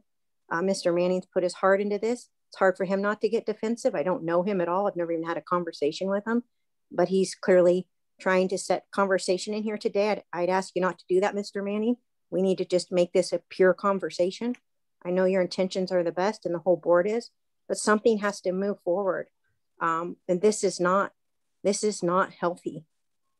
This is not good business. This is not good for any of our properties. So get a third-party mediator and start to make some progress. Thank you, Amy. Okay, so we have one quick thing. David, could you hop in here on explaining to the community how voting works? I know you've explained it to Ms. Lucas. I know you've explained it to other attorneys that have represented Angels Crossing in the past, but I think the community needs to kind of understand because there's a lot of misinformation. For example, I was elected in November of 2019, and that was an election. No, there were 2 seats open, I believe, and I ran and nobody else. And that meant there was no election because you don't spend all that money to have an election if there's nobody running. So maybe you can help explain, because I actually won an election and she states that there was no election. There was an election in 2019 and I won that election. So maybe you could help explain this, David, a little bit for the community to understand, because we're getting a lot of non-factual statements, which then makes it look like we're not telling the truth. So maybe you can help educate us all in the election and how it works in a small district like ours. I don't know that I'm going to be able to give an expansive and comprehensive explanation on the minutia of California election law and landowner voting districts, but suffice it to say, for every period in which Western Hills Water District is required to commence an election process, it has done so and complied with the law. The way the election code works is you start the election process. If there's, for example, if there's 3 seats up for election and only 3 people put in their hat to run for those director positions, there is no election because there's nothing to vote upon.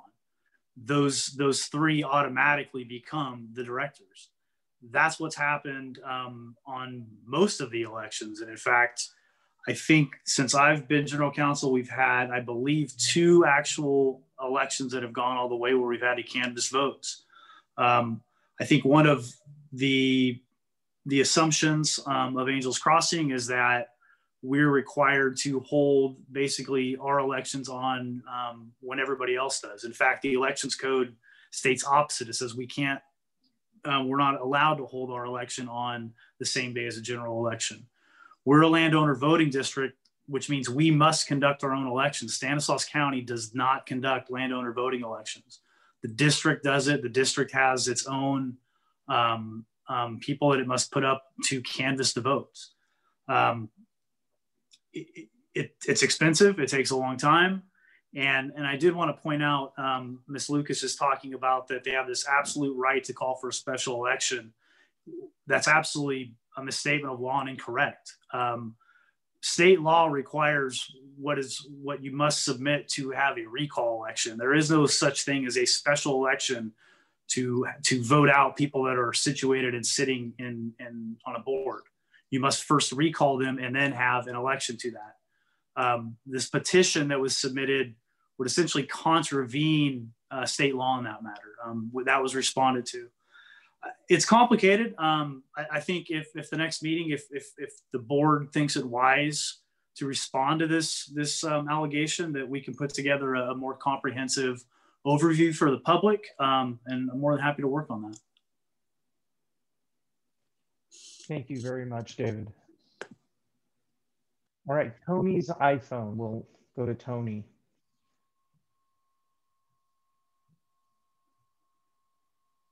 Go ahead, Tony, you're unmuted.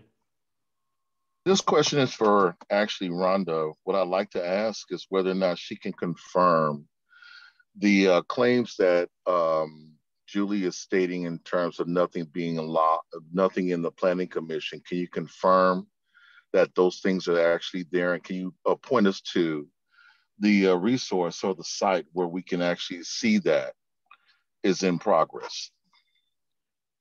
Again, I was here to talk about the rates, so I don't have direct knowledge, but I turn this one over to Mr. Skinner because he's involved in the day-to-day of that process. So sorry, Bill, but I'm punting to you. No problem, Tony. Thank you for the question. Where Angels Crossing at is now in the procedure is what's called pre-consultation of those 624 lots. And that is to find out and to get a determination from Stanislaus County, is the design of the lots, is the orientation, is the size, meet the criteria of what was adopted in the specific plan. And this again is informal. Once Stanislaus County responds with a finding of substantial conformance, then the actual tentative maps will be submitted, application fees, as well as the engineering plans. And that is when it's generally logged in. A request has been made for a follow-up meeting with Stanislaus County within the next 2 weeks to ensure that this process is moving along steadily so development can occur, the entitlements move through staff review, planning commission, and ultimately the board of supervisors for the adoption of what's called the final map. And Tony, did I answer your question? Can we unmute Tony again, Krista, so he can? Tony, So was that good enough? I need to understand whether or not it's a yes or a no. Can you say yes or no that there's somewhere where you're saying that it's a preempted strike, basically, that this is all in progress, but there's nothing that's actually logged where somebody can log into the system and be able to see that it is in progress? Is that correct?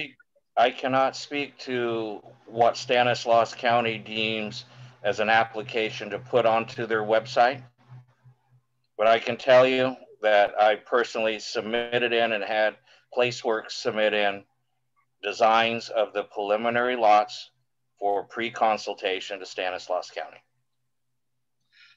So there's no way for us to be able to verify that based on what Julie Davis is saying, there's no way for us to verify that that information is actually available to be seen by the public.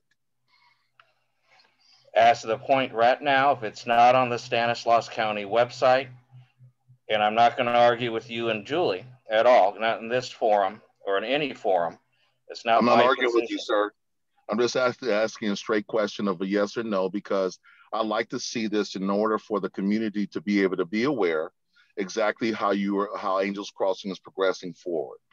And so if you're able to provide us with any documentation that can be shown that this is actually legitimately there, that you can debunk the claims that are being stated that you're not doing anything.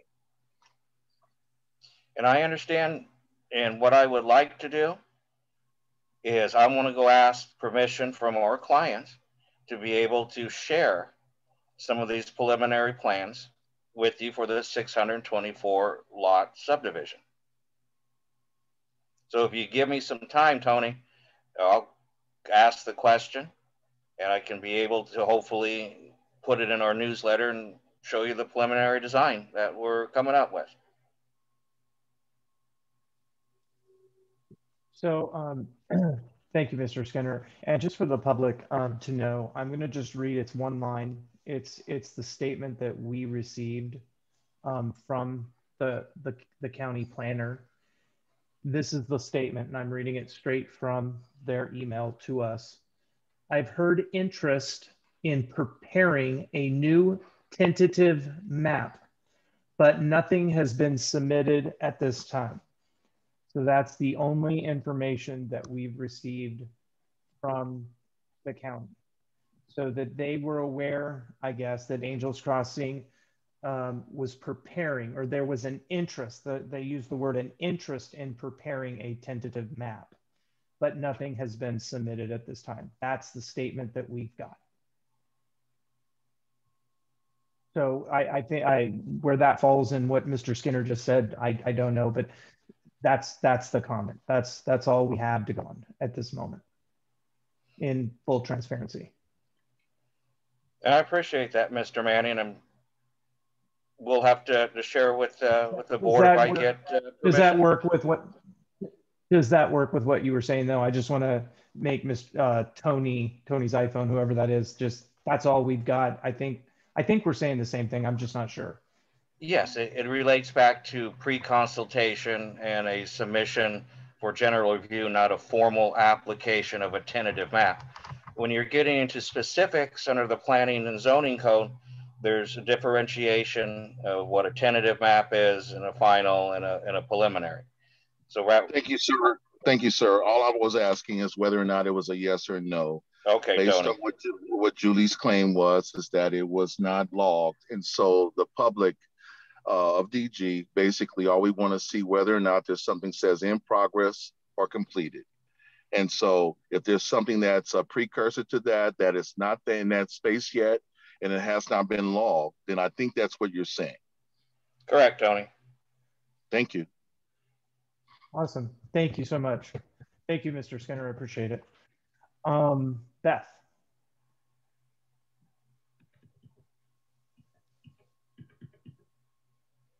Okay. Hello. Can you hear me? Yes. Okay. So I just had maybe a quick statement and then a quick question. So I find it ironic that Angels Crossing is saying that they need this letter from the water district to develop, and yet the water district feels, this is my opinion, I guess I'll say it, unable to give them that letter due to the fact that they're in such financial difficulties and maybe are not going to be able to guarantee them the water. But that's only because World and Angels has not paid their bills.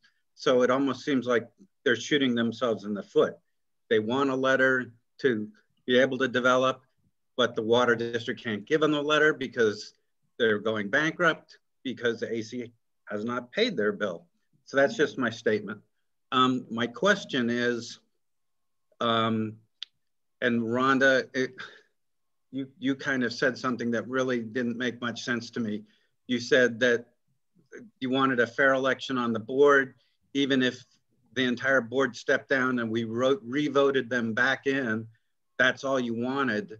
In what possible way could that solve these issues?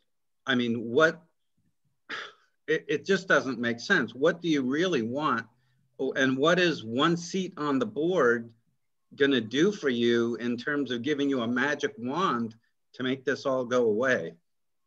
Because you're constantly using the same excuse, but not providing any answers. That's my question.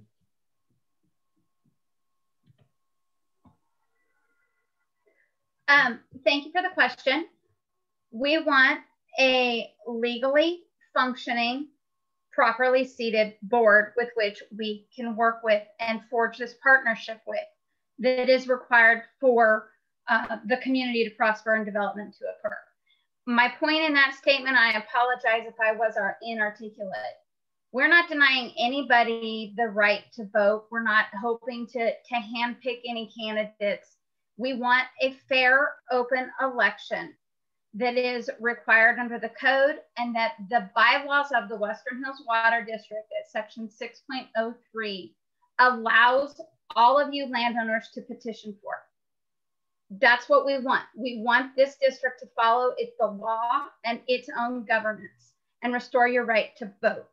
And a new election is a start. It's a hit of a restart. It's a new day, and that's what we want. David, just to follow up on that, are we a legal board, Dave? Yeah, as far as I know, I see nothing that would make me think otherwise, and so does the county. What's interesting is if you follow the argument that's being asserted is that the board as it sits is illegitimate.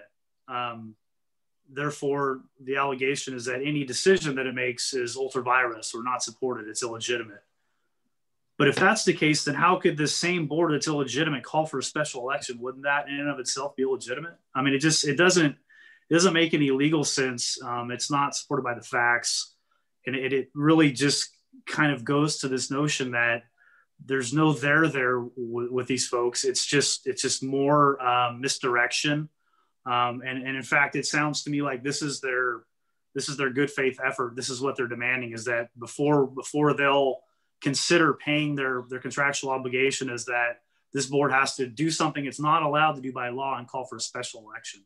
I don't know. It seems odd to me, but that's frankly, that's for the residents to decide. Thanks, David.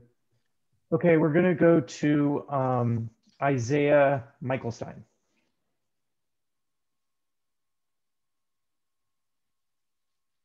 Isaiah, you are unmuted.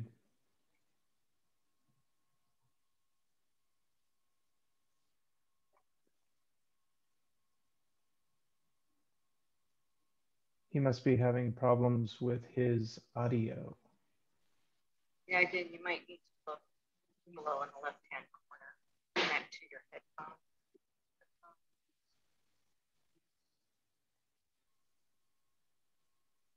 All right, so we will have Mr. Michelstein try to get his audio working on his computer or phone, wherever he's at.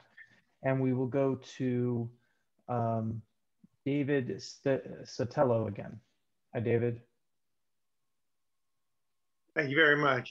This goes back to the statements of Mr. Hobbs, Rhonda, yourself about whether the board itself is a legal board. And Rhonda had mentioned that if we had this election and we voted the same people back in, that she would be okay with that. Well, with that being said, yes, we're not going to have an election again. We're all right at this point, but why can't you then negotiate with this board if you feel that we might vote them right back in again? It would be the same people you'd be negotiating with right now. Anyone can answer that. Anyone who's willing. It's more of a comment than a question, I guess. It just doesn't make sense that Angels Crossing wants an election and doesn't mind that the same people would be voted back in, but they won't deal with those people right now. That's it. Ms. Lucas, would you like to respond? You don't have to, but if you'd like to, you may. Well, I'd like to begin by saying we were invited here to discuss the water rates, and we seem to have gotten far afield from that. That being said, again, my point in making that particular statement, and I apologize for the confusion I made, was that we would not in any way, shape, or form preclude anybody from running. And it's the process. You've been denied wrongly your right to vote. We believe very firmly that this is an illegitimately seated board. It is a complicated issue, but the easiest, fastest way to clean up that issue is to follow your bylaws at section 6.03, hold a special election, and we will deal with the results and hopefully forge a new partnership once that occurs. So, David, not to beat a dead horse, but when I hear Ms. Lucas and her argument, I understand lawyers, you always have a plaintiff and a defendant, you always have two sides of the coin. And I understand that in the legal world, there's always two sides to every story. I get that. But just again, for the community that's trying to figure this out and understand this, can you maybe explain once again why we don't have a special election or we don't call a special election? And once again, clear up the fact that all of us are duly elected or appointed on this board legally. Maybe just one more time for just I'm not going to go over and over it because it's going to lose people, which is fine. The reality is that what Angels Crossing is demanding is actually illegal. It's not allowed by law. a special election is required under certain circumstances. Those aren't met. What they're asking for is actually a recall to have this current board removed and new electors put in their place. That is by definition a recall election. A recall election is specifically set forth the manner in which you can do it. There's no other means by which to do it. You must comply with the law. They keep talking about the bylaws. We can't have bylaws that contravene state law. That's exactly what their interpretation would mean. And it's really as simple as that. It's not complicated. But again, they have this interpretation that is their own. The county certainly doesn't agree with it. We don't agree with it. And they're within their legal rights to do what they see fit. And they've chosen not to do that. They continue to just make these allegations, and that's fine. And you've said this twice now that the county doesn't agree with their idea of this. Why do you say that? I know why, but I'm wanting you to tell the community why. No, I mean that's the county. The county's on some of these issues has disagreed with Angels Crossing interpretation of the law. That's fine. So what you're saying is Angels Crossing through Miss Lucas petitioned the county, and the county found in favor of us, not them. Is that what you're saying? It's complicated, and I don't want to misstate anything, President Manning. So I'm going to leave it where it is. Suffice it to say that the county thus far has not agreed with any of Miss Lucas's legal arguments on this issue. Excellent, thank you.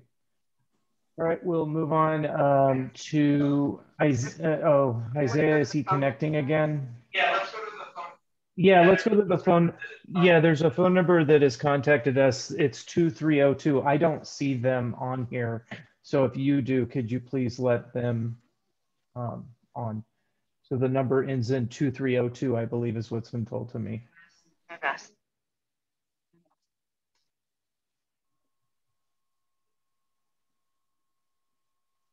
Have you unmuted? Phone number ending in 2302. All right, wonderful. Yes, hi, this is Melvin. I'm talking with you through an American Sign Language interpreter today. I wanted to talk with David and Rhonda. I wanted you to maybe look at the California Corp 709, 5617, and 5515. All of those are related with the board elections. But I wanted you to read it carefully tonight, maybe when we're done with the meeting. If you could read that, that would be wonderful.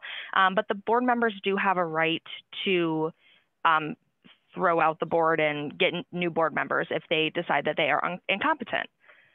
If they show proof that for example, if financials are just going downhill, we can decide to go ahead and throw out that board. But I have a question for Matthew. I'm concerned, are you planning on selling those sewer rights to the city? And if not, I just want to know clearly. And then if you're not going to sell those sewer rights to anyone, then what are you going to do with the developers? Are you able to replace Angels Crossing with another developer? Is that a possibility? So let me just again clarify that in any negotiation that we have, and negotiations have not begun at this time, but when negotiations begin, there will be no sewer allotments or sewer capacity sold that would affect our development here, phase one. So I just want to be clear on that. Anything that we would try to sell or try to negotiate would be 2, 3, 4, and 5, which are world international still land. So I just want to be clear on that. We would not be shooting ourselves in the foot here to prevent any type of development within our development. So I just want to be clear on that. There are other ideas, and we're not going to get into them here. Again, these are things that we talk about in our closed sessions.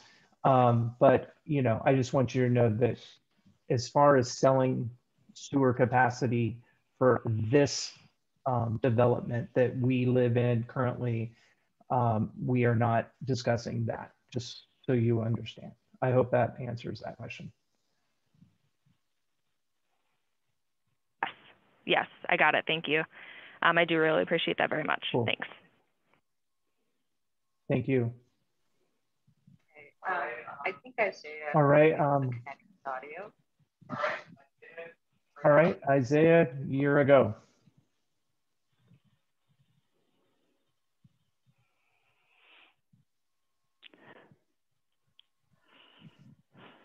I did see it say audio connected.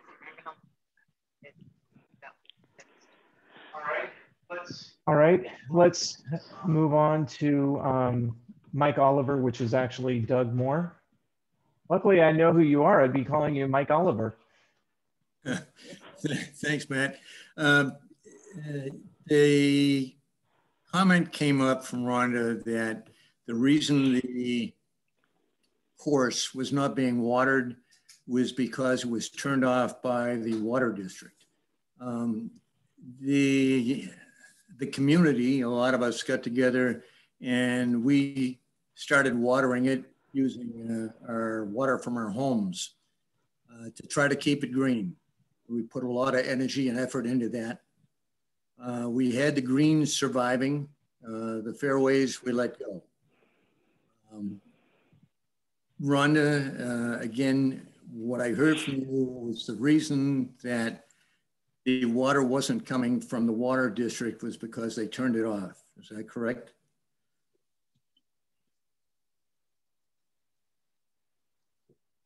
I guess that's a yes or a no. With respect to the water being turned off, in my understanding, in fact, I was there, discussed it with Matt.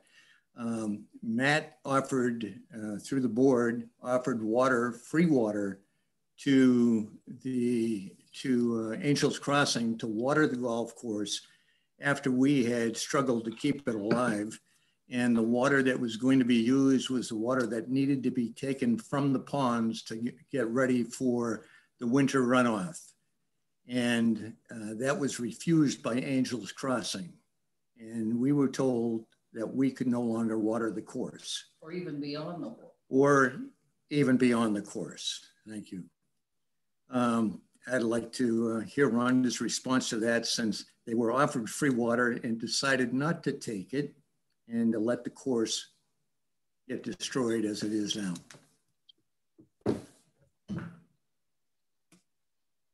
We were invited here to discuss water rates specifically with the community. This is Angels.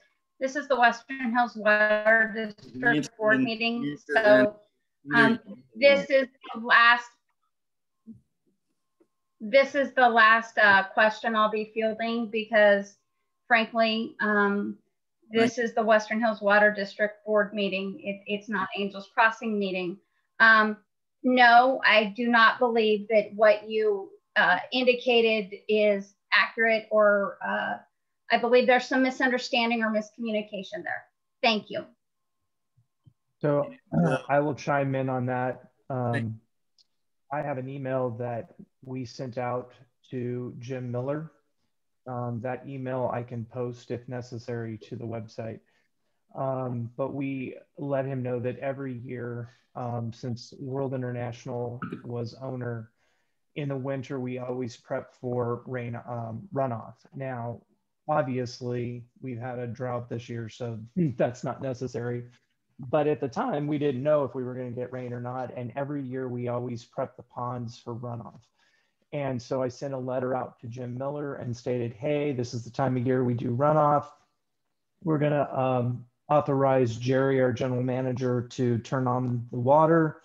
And it, just so you know, we are not going to charge you or Angels Crossing for the water that we're going to dump onto the lawns. We're going to do it over the next, I think it was in maybe 5 or 6 weeks, something like that. We're just going to kind of check the levels and do what we always do. It's something that's always done. And I told them that they would not be billed for that. So don't panic or anything. If they see the water going, we're doing it to prep for winter rain. Jim, actually, I have a response from him. He said, hey, great, thanks for the heads up. The next thing we found out was Carl was told by Jim Walker, I believe, that Angels Crossing did not want us to do that. And so we were prevented from, or Carl was prevented from turning on the water. That is the knowledge that I received back. And we did not send the water out onto the field. And therefore we didn't prep for winter runoff. Luckily we didn't have big rains this year, so it turned out not to be a big deal. But yes, we were doing that. And it would have benefited the golf course somewhat, but it's something we did every year. And so that is factual. And we can, for accountability purposes, throw out that little email chain if necessary. And Ms. Lucas, in fairness to her, she may not have known about that. Thanks, man. Appreciate that. But it does show the indication that Angels Crossing was not looking out for the betterment of or the best of the community. They actually were punishing the community.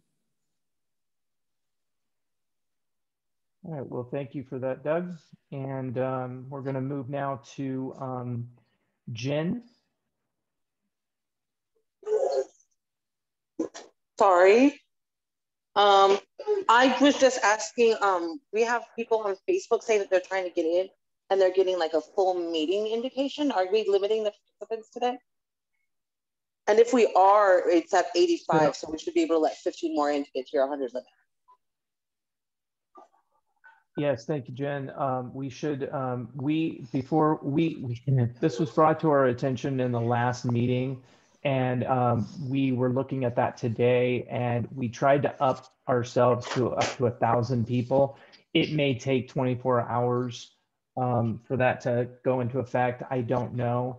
My apologies to anybody who is trying to get into the meeting and cannot. Under our current Zoom agreement, it was 100 people. And in all fairness, the Western Hills Water District has never had this many folks coming to our meetings. I remember when I first got elected to the board, we had like 4 people meeting in our meetings. So when we had 5, so when I'm very excited that Zoom has brought so many people from our community into these meetings. I think it's awesome. And we're trying to correct that. So my apologies to the community that we're not up to, the 1,000, which is the next rung. And we should get that taken care of by the next meeting. My apologies to it's also helping that you're having the meetings at a time when people are actually home and able to participate in these meetings. Because I know in the past there's been meetings that were like in the middle of the afternoon, in the middle of the week, when people are unable to participate. Yeah, so when I first got on the board, the meetings were like at 2 in the afternoon or something, and we quickly changed that. So we're hoping to do this more in the evening when more people can be involved. And just confirming, I am admitting people when they're showing in the waiting room. So okay, it's been steady. I was just saying that on Facebook there are people saying that they're not able to get in. So I'm just making sure that we know. Yes, appreciate that. Thank you, Jen. Really appreciate that. And I think we have Isaiah on the line again. I know he's trying. All right. All right, Isaiah, we're going to give you another shot at this. Here we go. Isaiah, are you there? I've got to find his number. Hang Oh, on. okay, you're connecting. Gotcha. He's doing it 2 ways. Bear with us, folks. We're going to get Isaiah on this line.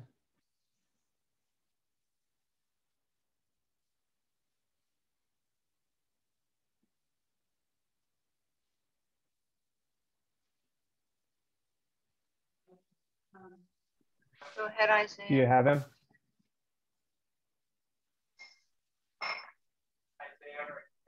Isaiah, are you there?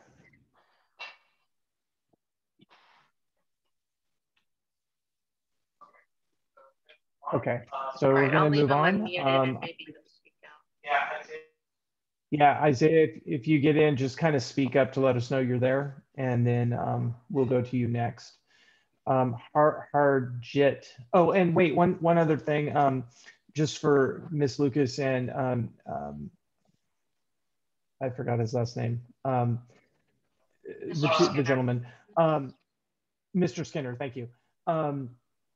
We ended your guys's meeting that you were here for the water rates, and when we moved into our public comment section, I appreciate that you guys stuck around and continued to answer questions. And you are correct, Ms. Lucas.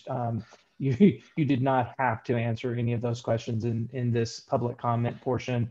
I do appreciate both of you for answering the questions that did come to you, even though they weren't based on what you did come here for. I don't want anybody in the community to think that Ms. Lucas is being mean or anything like that. She agreed to the meeting and to answer rates regarding the water, or questions regarding the water study. And as we moved into the public comments, I noticed that there were still people that had questions, but she absolutely, it was gracious of her to say as long as she has, and I appreciate that, I really do. If you want to chime in, Ms. Lucas, you still can. That's fine, but if you're more comfortable not at this point, I completely understand, and no foul on that. Okay, Fonda, once again. It's me again. Okay, so now you it guys is. keep bringing up stuff. Hello? Yeah, you guys keep bringing up stuff that's prompting questions here. So now I think someone is referring to that election that happened, I want to say towards the end of last year. And I believe you guys was in a deadlock. People had voted it down and had to add someone to a seat. And then you guys tried to put someone up, and then Carmen and someone voted against it. And then, so nothing happened. And then all of a sudden, you guys went to the board, and then the county board, and they appointed someone into the seat. So I think that's where this whole shenanigans kind of went awry. Sure. And then the other thing is, so I heard. Wait, Fonda, wait, let's answer that one question first, because that was a lot. Just to clear up a couple things on that, and then I'll let you go again. There's a difference between an appointment and an election. So what happened in 2020 was as an appointment, and you're correct, that was a crazy fiasco. But it still played itself out according to the law and according to the regulations and everything. So we still played that out, and the Board of Supervisors ended up appointing Julie Davis to the board. Just to be clear, that wasn't an election, that was an appointment. I know, but it was a little crafty. It was a little crafty because they tried to do a vote, that didn't happen. Nobody could make an agreement. Then it was like a back door. Then you guys went to the county, and then they did an appointment. I'm just saying that's just how it appeared. That's how. Just so you know, that is how it has to work. But just so you know, that's how the law states it has to work. It's not a back door. It's actually the front door. When you have an appointment, you have so many days to appoint, and if the board cannot agree, they get another bite at the apple. If we can't agree, it goes to the Board of Supervisors. So that's not a back door, that's actually the front door. That is actually how it works. From what I read, an appointment should have been done early on. It's not like to circumvent the process. An appointment could have been made at any time, but the fact that you guys couldn't come to an agreement, couldn't vote someone in, correct, then you guys correct, did the rule of an appointment. No, that's incorrect. We did not have an election and a vote. It was the board voting for an appointment. And when the board could not come to an agreement, we tried it one more time. And within a certain period of time, if we cannot reach who we're going to put in as an appointment, then it goes to the Board of Supervisors and they can appoint, and they did. So I just want to be clear that even though there's a lot of hoopla about it, it actually did run its course correctly. And it ended up with the Board of Supervising appointing. Okay, so the people were saying, the residents were saying, let's hold a special election then, since you guys can't, let's have a runoff. We cannot do that, we can't do that. And that's what Mr. Hobbs was just explaining. That is against the law. That's not how it works. I understand that a lot of people want things to work certain ways, and that's what we keep explaining, that that's not how it works. David, just point fact. No, that's not actually correct. Under the code, if there's a vacancy that comes up, the board can either move to appoint somebody or it can call for a special election. That's right. Under certain circumstances, the Board of Supervisors may exercise its independent authority to appoint somebody, which is what they did. That's correct. I read that. But what I'm saying is that happened in lieu of what the residents had asked for, which was a special election. But I'm going to leave that alone because I'm not going to debate the issue. So now the next thing came up. Someone just said that World still owns some lots up here in the other phases. Did I hear someone correct? And if so, are they being foreclosed on for their back bill that they didn't pay? I'm just surprised. This is the first I heard of this. So they still own lots, yes or no? Somebody answer that. They own phases, the backlands, phases 2 through 5. They still own all that grassland. And Julie, chime in with what? Are they being foreclosed on for the back? Julie, yes. Julie, you want to jump in? Yes. Yeah, somebody. Hi, Fonda. World does still own. Hi there. World does still own property. Actually, they still own property in the district. Currently, part of the golf course is still in their name at this time. And they also own, I believe, another parcel. And then outside of the district, they also own land, which we would not be foreclosing on any land that does not have bond delinquencies on it. So any land outside of the district, it would be, referred to the county for any delinquencies they have. But the district's not responsible. Okay, if someone owes someone something, can't you just put a lien on it then? Hobbs, would you like to answer that? Yeah, I mean, it's complicated, but yeah, we have liens some of those parcels. There are liens. Mm-hmm. Okay. Just, things come up during these conversations and I'm just like, wait a minute, let me get some clarification and put some context to it. Okay. All right. Thank you. Sure. So for sake of time, there is 1, 2, 3, 4, I believe 5 hands raised. So it's Lewis, Alana, Michael, Michael Oliver, and Harjit. These are the last folks that we're going to take questions from, and then we're going to close out the meeting. So this will be it. Anybody that puts their hand up after this, we will not be calling on you. I want to wrap it up. So let's start with Alana. Hi there. I just wanted to get a little clarification. There was some going back and forth today in regards to a post. I know those are your favorites. It's stated here that, in quotes, secondly, yes, the board members met more than once to formulate the ground rules. Are we just bypassing the Brown Act and just not following it at all? Just curious. Wait, I'm confused what you're asking. Somebody that posted the meeting information on Facebook stated that you have, quote, board members met more than once to formulate the ground rules of this meeting. That implies that you're meeting outside of board hours, which is against the Brown Act. Yeah, we aren't, and I don't know who posted that on Facebook, and we don't have a Facebook page, so there's nothing, I can't speak on what people say on Facebook, as you well know. There's a lot of stuff that gets posted out there that's not true.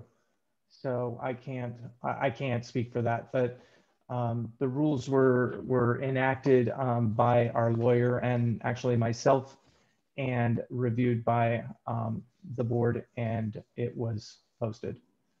And that's it. I mean, correct. So the question is, are you making all of these meeting decisions outside of board hours, which is what is implied?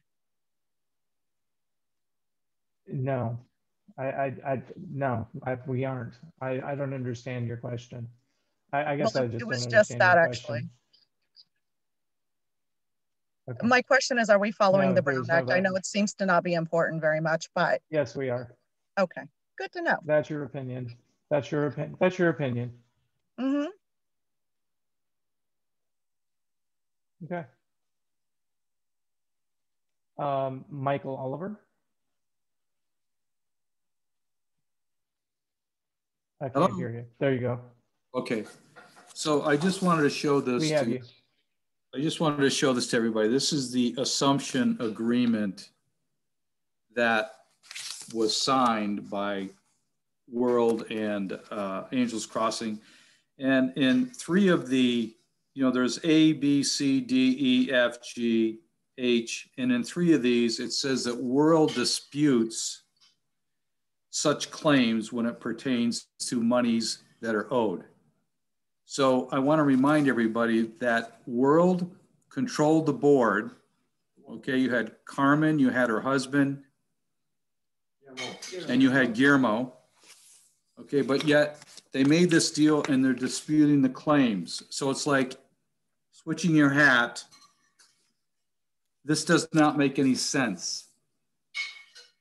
So this just reinforces the fact that I tried to make earlier when I made the comment that we've gone 23 straight months without funds from either the previous developer or the current developer.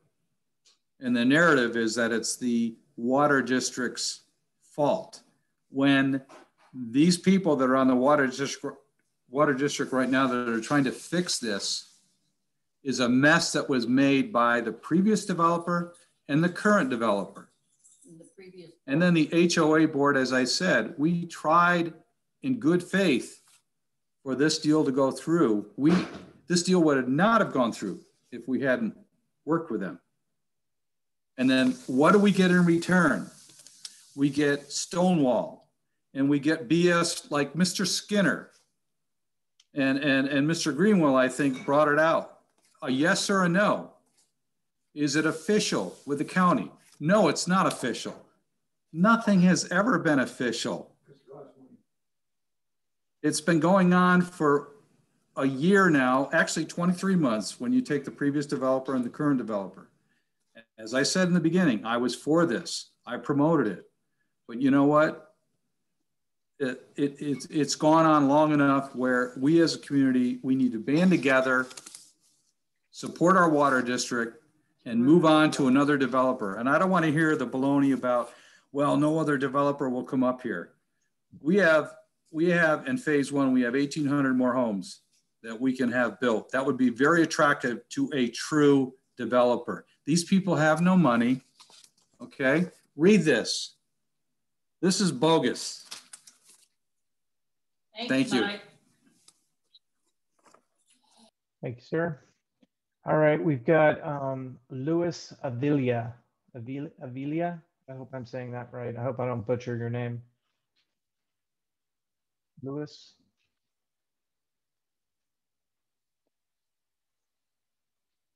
Can we unmute Luis? Hi, can you hear me? Hi. Yes, sir. Hi, yes. My question is in regards to maybe the lawyer for Western Hills Water District can explain this to us homeowners is in regards to the Brown Act, what the responsibilities are in terms of reporting out final decisions.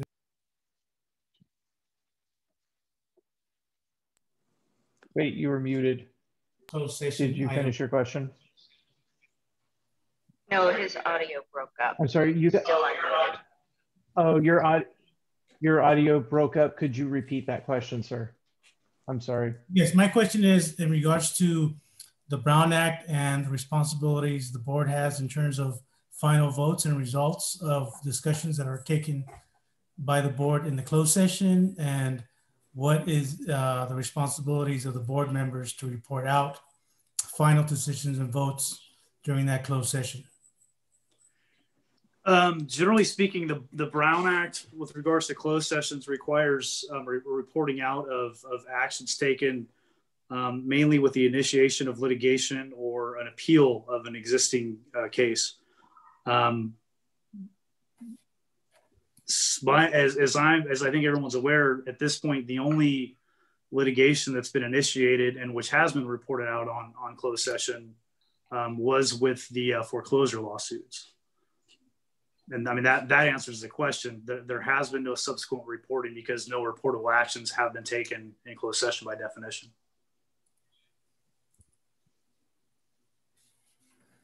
Okay, thank you. Sure. You're welcome, sir. All right, Arjit. Hi, thank you. I just had a question for Rhonda or Bill. I'm not sure if they're here, but I was late to the meeting, so maybe Michael Oliver might be able to answer. I was just wondering if they gave a response as to why Angels Crossing is not paying the HOA bills. I understand the issues with the water district, but what are their issues with paying the HOA fees, and where are we on that? Did they give a response, or do they want to give a response? Rhonda, if you were there and you would like to respond, I'd rather you do that than us try to say what you said. I don't like playing telephone.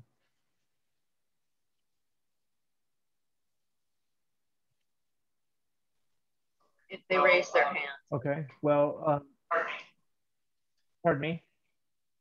If they raise their hand, no, they want to answer.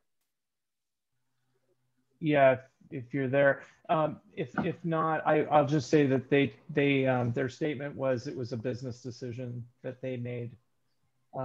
And I'll just leave it at that. It was a business decision that they made to not pay those bills.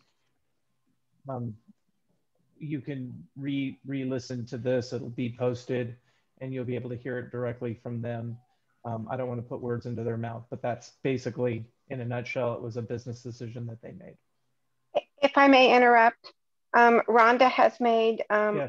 a lot of appeals to the community that if you have questions such as that, to email her directly, and she's given her email. Perfect. Awesome. And then you can also, once this posts to the website, you can replay, and all of us, you'll be able to hear it from her as well. I also did email and didn't get a response, but I'm wondering if that's because I'm an attorney and she doesn't want to respond. But thank you. You're welcome. Thank you very much. All right. Let's see. Did we get everybody that we said? I know Don's there and Michael. Let's just finish up these last three that are, I'm seeing hands raised. DL, Don, and Mike. So start with Don. Don, where's your bird, Don? We don't see your bird. Just Wait, a you're minute, on I'm mute. gonna show you one. There you go. Oh, beautiful. Okay. That's awesome. What's your question, sir? It's not a question, Matt. It's a statement. First, I owe you an apology. I owe everyone on the board an apology, but specifically you. I'm the one who made this statement about the board working together on the ground rules. I misspoke. I knew that you were working on the ground rules, and I made a bad mistake by assuming that that you were meeting. But I apologize for that, and I apologize to Awana. I gave her bad information. Oh, not a problem. Well, you're forgiven. 100% forgiven. Thank you, man. We all blow it once in a while. No big deal. But thank you for that. I really appreciate that. Thank you. You don't have a question for us? Jeez. You got to ask us a question. No questions? No question. No questions. I just want to make that statement. All right. Well, thank you, sir. Thank you. All right. So let's go with DL. DL. Yeah, I'm here. Can you hear me? Yes, sir. Okay, so I've been reading a lot online. I'm just trying to clear this up because I've also been doing my own research. Why do people think the state of California is going to step in here and save us if things aren't going to work out for the water district? As far as I can tell, they're only going to guarantee that we have clean, safe drinking water. Maybe Hobbs can speak to that, because as far as I can tell, everything I'm reading, it doesn't say anything about the state coming in. But if the state does come in, there is no Prop 218 from what I'm reading. Yep, that's right. Mr. Hobbs, would you like no, to I mean, jump in on this one? That's an astute point. Several years back, our legislature basically made clean drinking water a vested right, a personal right. But wasn't that only aimed at schools? Because I remember being a big, I was working in different refineries at the time, and it was all geared towards schools. Well, I don't think it defines just schools. The problem is it doesn't say how they pay for it. I mean, it's one thing to declare a vested right. It's a different. I mean, it's an unfunded mandate is what it's called. They don't tell you how to pay for that. I think it was more of a. I mean, it's a law, but it doesn't really have any teeth, and it doesn't have any way to pay for it. And it's more of a policy mandate. But you're right. I mean, there is. I don't know how it got started. I don't know who's behind this notion that the state can come in and take over and everything's going to be great. There are potentially some vehicles for that, which they're pretty far fetched. But I think your point is well taken. That even if they do, they're not going to subsidize the water bill. Whatever the cost is going to get passed along exactly to the ratepayers. So, I mean, people are posted all over line like, oh, it's a health and safety issue. They're going to come in. And I want to clarify that it's only for clean drinking water. That doesn't have anything to do with supplying us water. It's complicated when we talk about water contracts and purchasing from Kern. Where's the state going to get the water for Diablo Grande? They don't have a bottling facility as far as I know. Right. They would have to get it by the same means we would, meaning that Kern would have to be paid for it. Yeah. Okay. That's all I had. No, thank you. All right, Omar.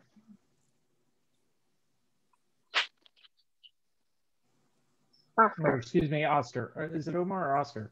Oscar. I'm sorry, Oscar. I was just wondering if there's going to be a closing recap and just let you guys know you guys are doing a great job. But unfortunately, I was late to the meeting and just was wondering that. You came in really, really scratchy. I couldn't hear what you said. I don't know if your connection's fallen off, but could you try one more time? I believe he was asking if there's going to be a recap. He came online a little late, and he was wondering if this was going to be posted online. Yeah, we're going to post this online as soon as it's uploaded. It should be sometime tomorrow, and you'll be able to review it. Yes. Great. Thank you for all the hard work you guys do. Thank you. And, I just want to take the opportunity to thank all of the community that has stopped us on the street. I know I've been personally stopped in my golf cart and said, hey, thanks for what you're doing or trying to do. Just for those of you that have called, I know some of our directors have talked about people coming to their home, knocking on their door and saying thank you. So for all of you out there that have been supporting us and thanking us, it means a lot. It really does. It means a lot. And there's a lot of you and we appreciate it. So thank you. We're doing our best. We're not perfect. I do want to just let everybody know, though, that we are not having a board meeting next week. None of us directors are in a place to make any type of decisions right now on the rate study, the rate hikes. So I just want you to know that we're taking this very serious, and we have a lot of other options that we're looking at and looking into. And so before we make a decision of any type regarding a rate hike on us, because remember, it affects us too, we want to make sure we're making the right decision and we're checking off every box possible. and looking under every rock possible for solutions. And so I just want the community to know that none of us on the board, and I can speak for everybody because I don't think anybody here on the board wants a $390 water base rate. I mean, we would be like insanely crazy.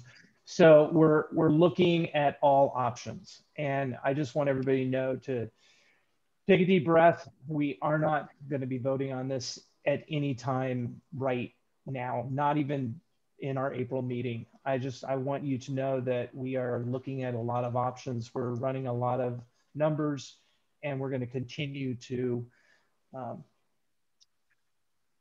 go that direction before we make a final decision on that. And when we do, it will be in public, in an open forum where we're all hashing it out. But right now, we need time to look at other ideas and stuff, and we're still investigating all of our options. So I just want the community to know that. I think that is it. Any board members that would like to say anything? Julie, Zachariah, Linda, any of you guys want to say anything before we close out the meeting tonight? I just want to echo kind of what you, can you guys hear me? Can I yes, sir. Okay, cool.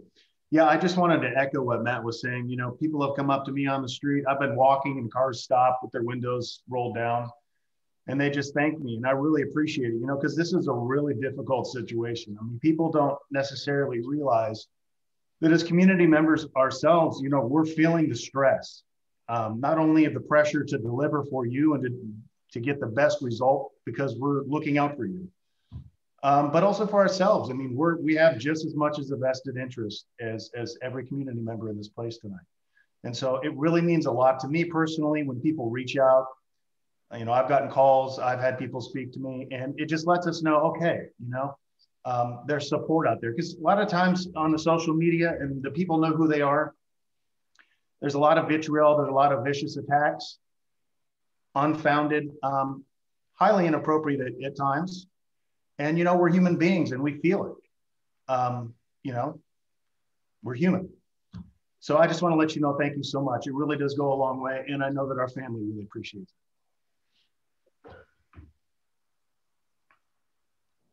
Chris, Julie, Linda, I'll just add to that.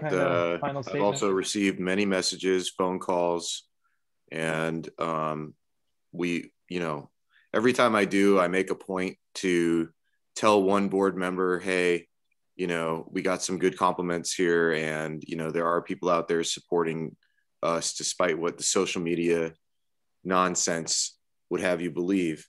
And I agree. It's kind of gross on social media right now, and I'm the communications director. And I just hope that people will go back and review the tape, to go back and watch the videos, go back and read the minutes, check the agendas, find out what's going on. That's the facts. And everything else that you hear, or every other question posed that would lead you down a path to disinformation, you need to be very wary of that.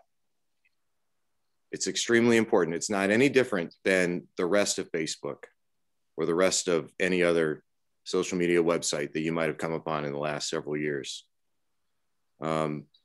You're not going to be able to hear us board members on social media defending ourselves. We just can't. We're not allowed. Obviously, we follow the Brown Act situation and we follow policy. And it's important as a community. We are community members. It's important as a community for everyone to remember that we are working for the best possible outcome here. I mean, none of us want to lose our homes. None of us want to go through this either. None of us want to have a thankless, non-paying job either. I mean, I just hope that people understand that these 30 to 60 hour weeks each of us are putting in are all for the best of this community. It's very important. And I know a lot of people recognize that, and I wanted to say thanks as well. So thank you. Julie, anything from you or Linda? You're muted, Linda. You're muted, Linda. There you go. Okay, now, I also wanted to say thanks. I have seen some soldiers on Facebook defending us, and I want to give my heartfelt thanks. I personally try not to read any of the social media because I can't answer. I cannot answer, but my family does, and my family gets very upset. And they say, "Do you see what they're saying about you?" And I say, "No." I'm trying not to look at it. But there are some. I have looked at a few of them because my family has assisted. But I have also seen some wonderful soldiers that are supporting us, and I am very, very grateful for that. And I want to thank you personally for that. I walk my little dog, and I have people chase me down. Hey, hey, hey, I just want to let you know. So I really want to thank you guys for that. It makes it, sometimes when we feel like, is this really worth it? It makes it feel like it is. That's all I wanted to say. Thank you. Absolutely agree. Thanks, Linda. And Julie, anything from you? Nothing from Julie. I don't really think so. I think yeah. I don't think I really have too much to say except for basically the same thing that you guys are saying. I do get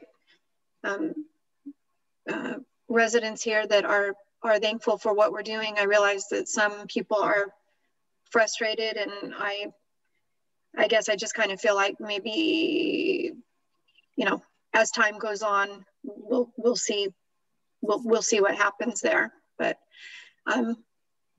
that's it. We're working hard, and hopefully all will be well. I feel it will.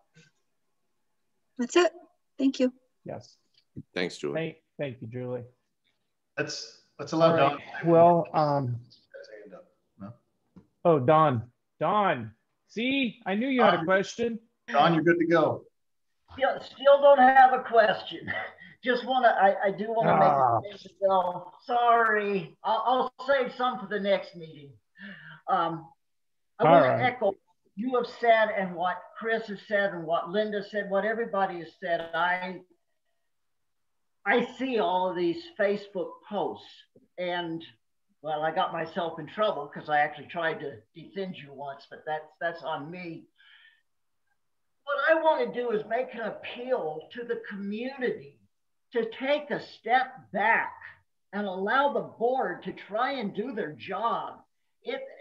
I'm not used to a community being so up in arms and so divided as we are right now. And it's just a handful, but that handful is spreading a lot of misinformation, and that's not helping any of us.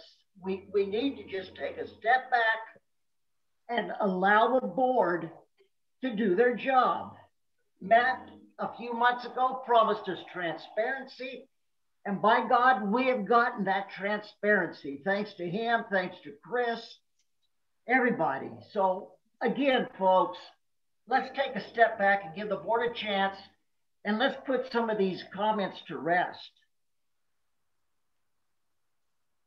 Thanks, Don. Thank you, Don. So in all of that, I want to leave the community with, take a deep breath, everybody. We're not making any decisions on rates right now. We're stepping back from this and getting clearer eyes, and we're looking at all of our options that we have to us. And so we will keep you posted on our findings, and we'll keep you posted on our progress. And with that, I thank everybody, and I think we had a good meeting tonight. I want to thank our guests, Ms. Lucas, at Angels Crossing, and their team that were on the call. Thank you very much for showing up. I know you didn't have to, and you did, and that's a class act.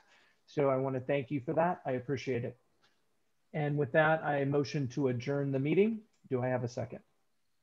Second. Second. All in favor?